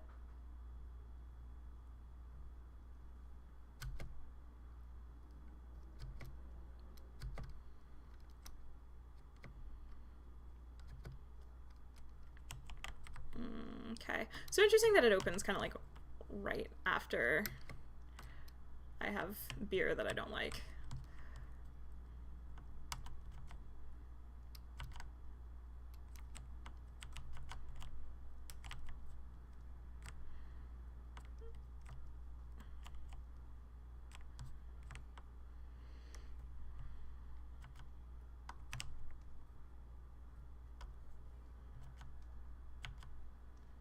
Interesting. Just watch the fire.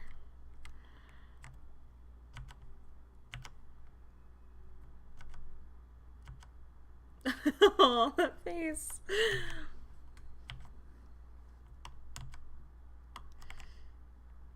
Let's go with no.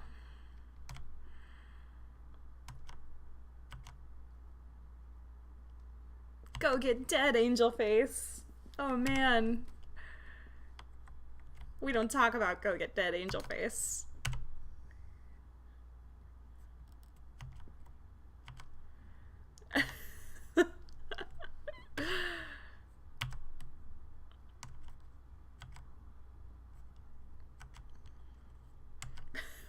This is a great interaction.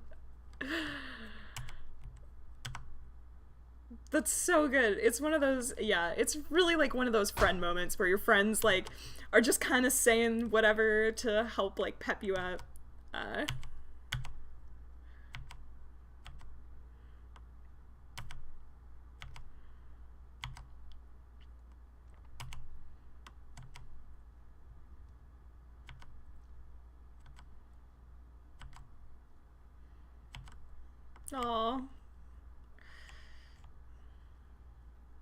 So we can talk to him. I want to talk to B.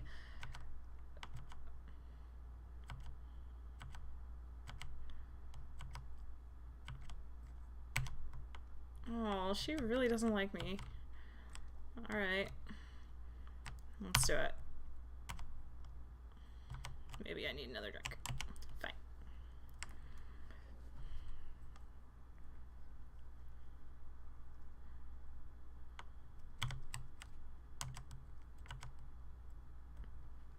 Yeah, and then another kind of instance of things adults do, like have babies, where earlier we saw that my character had kind of a fierce reaction to someone else having babies.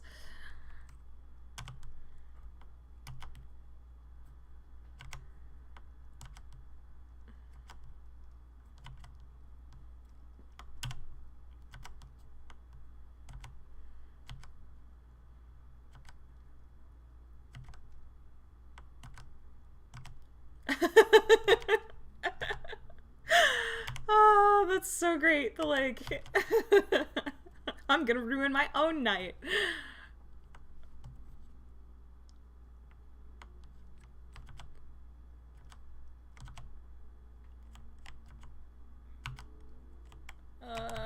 Yeah.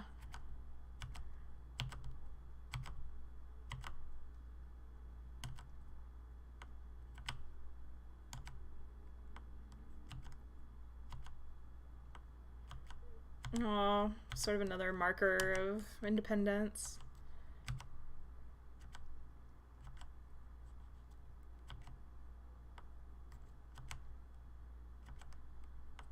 Aw. So do I want to talk to Cole? No. Not really. I'm gonna sit by the fire, like B said.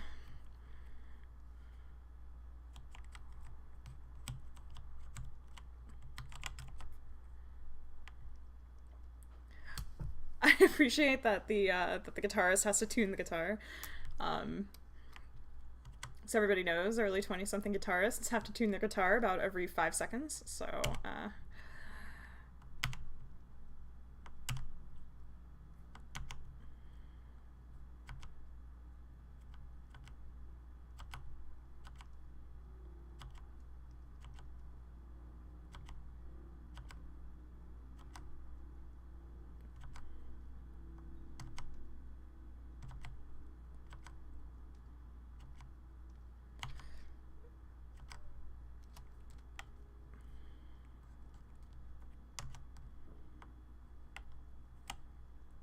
Oh.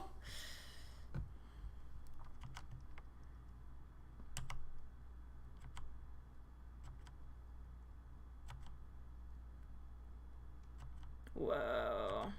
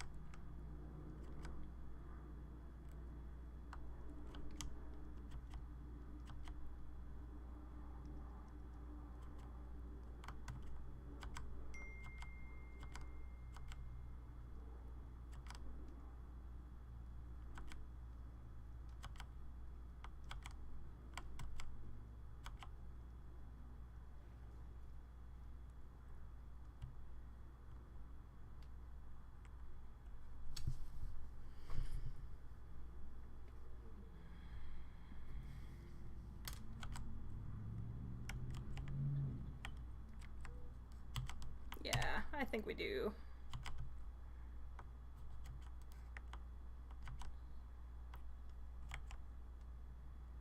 Aww.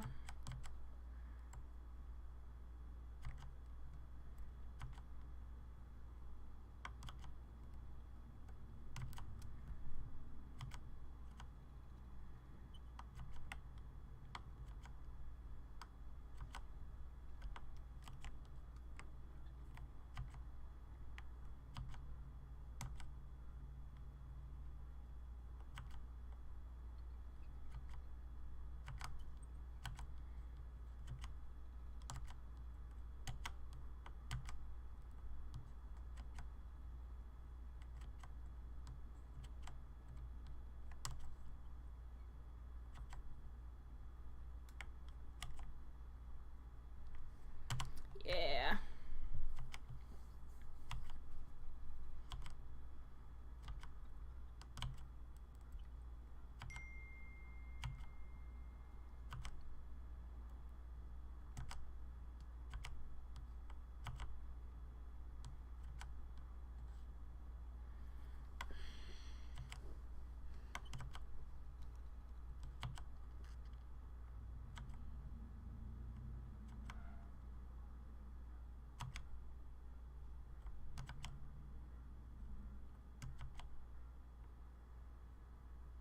Aww.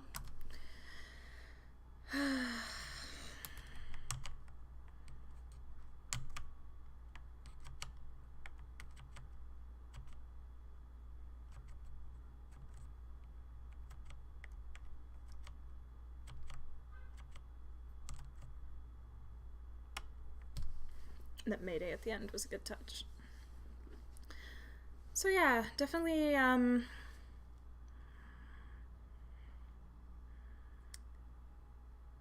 definitely a lot going on there.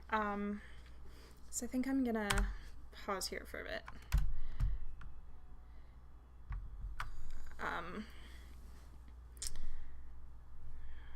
Okay. So yeah, lots going on here. I think one of the things that's certainly worth talking about is okay, I'm gonna turn the music down a little bit. It's like super loud all of a sudden. Cool. So one of the things here certainly is like the game is dealing with a lot of interesting and heavy subjects, and a lot of times we've seen in kind of mainstream games that are trying to have a message, they're sort of hiding their message behind mechanics to some degree. Like I think this is certainly true of like Braid, and this game really isn't doing that, or like a lot of RPGs as well. this game's not really doing that, but it is kind of lightening the tension through writing in the same way that like a television show would have these kind of like heavy beats followed by, beats of levity or, humor. This game is kind of playing it both ways, where we have these kind of really funny moments, but what's being said under the humor is actually pretty heavy. So I really have to commend the writing on that. So even though, I sort of mentioned at the beginning that the dialogue was a little tough in terms of readability, like it's not the kind of dialogue that's easy to read out loud, it's still like, I think, punching pretty heavy punches here. So far we're hitting really heavy themes on like adulthood and what does it really mean to be an adult, and death and trauma and people sort of recovering from that, and also mental health. Like, there's a lot going on in terms of the player character's mental health, which is really hard to do and convey in situations where the player is supposed to feel like a close connection with the player character. So in some ways, I've been talking through the stream about certain moments where it felt like I was a bit distant from my player character, and in a lot of ways that's feeling kind of appropriate to the mental health themes that are happening. And also it's a like useful device because as the player character having a little bit of distance, it's sort of easier to see kind of what's going on with the player character, and kind of parallels a lot of the inner voices that I think a lot of us have in terms of our own mental health, of having almost like our rational mind telling us certain things, and then also sort of the emotional mind as well. So it's a really interesting approach, and I'm really curious to see where the game goes from here. I think I'm going to go ahead and stop there and pick this up on Sunday. There is a slight chance that I might have to cancel Sunday's stream. I'm actually moving right now, and it's a little tough. Hopefully things will still be at my current apartment on Sunday, but if they're not for whatever reason and I don't yet have internet on Sunday, then I will maybe push the stream off and we'll do a makeup stream next week or something. But hopefully everything will be good. And yeah, thank you so much. And oh my gosh, and I literally just now got an email about Twitch affiliation. So thank you so much. If you're watching right now, you're amazing. Firesteel, thank you so much for hanging out and chatting with me and bringing some really good points to the conversation. And yeah, I'll post an update and let you guys know what's going on with affiliation stuff. So thank you so much, and I will hopefully see you all on Sunday. Bye.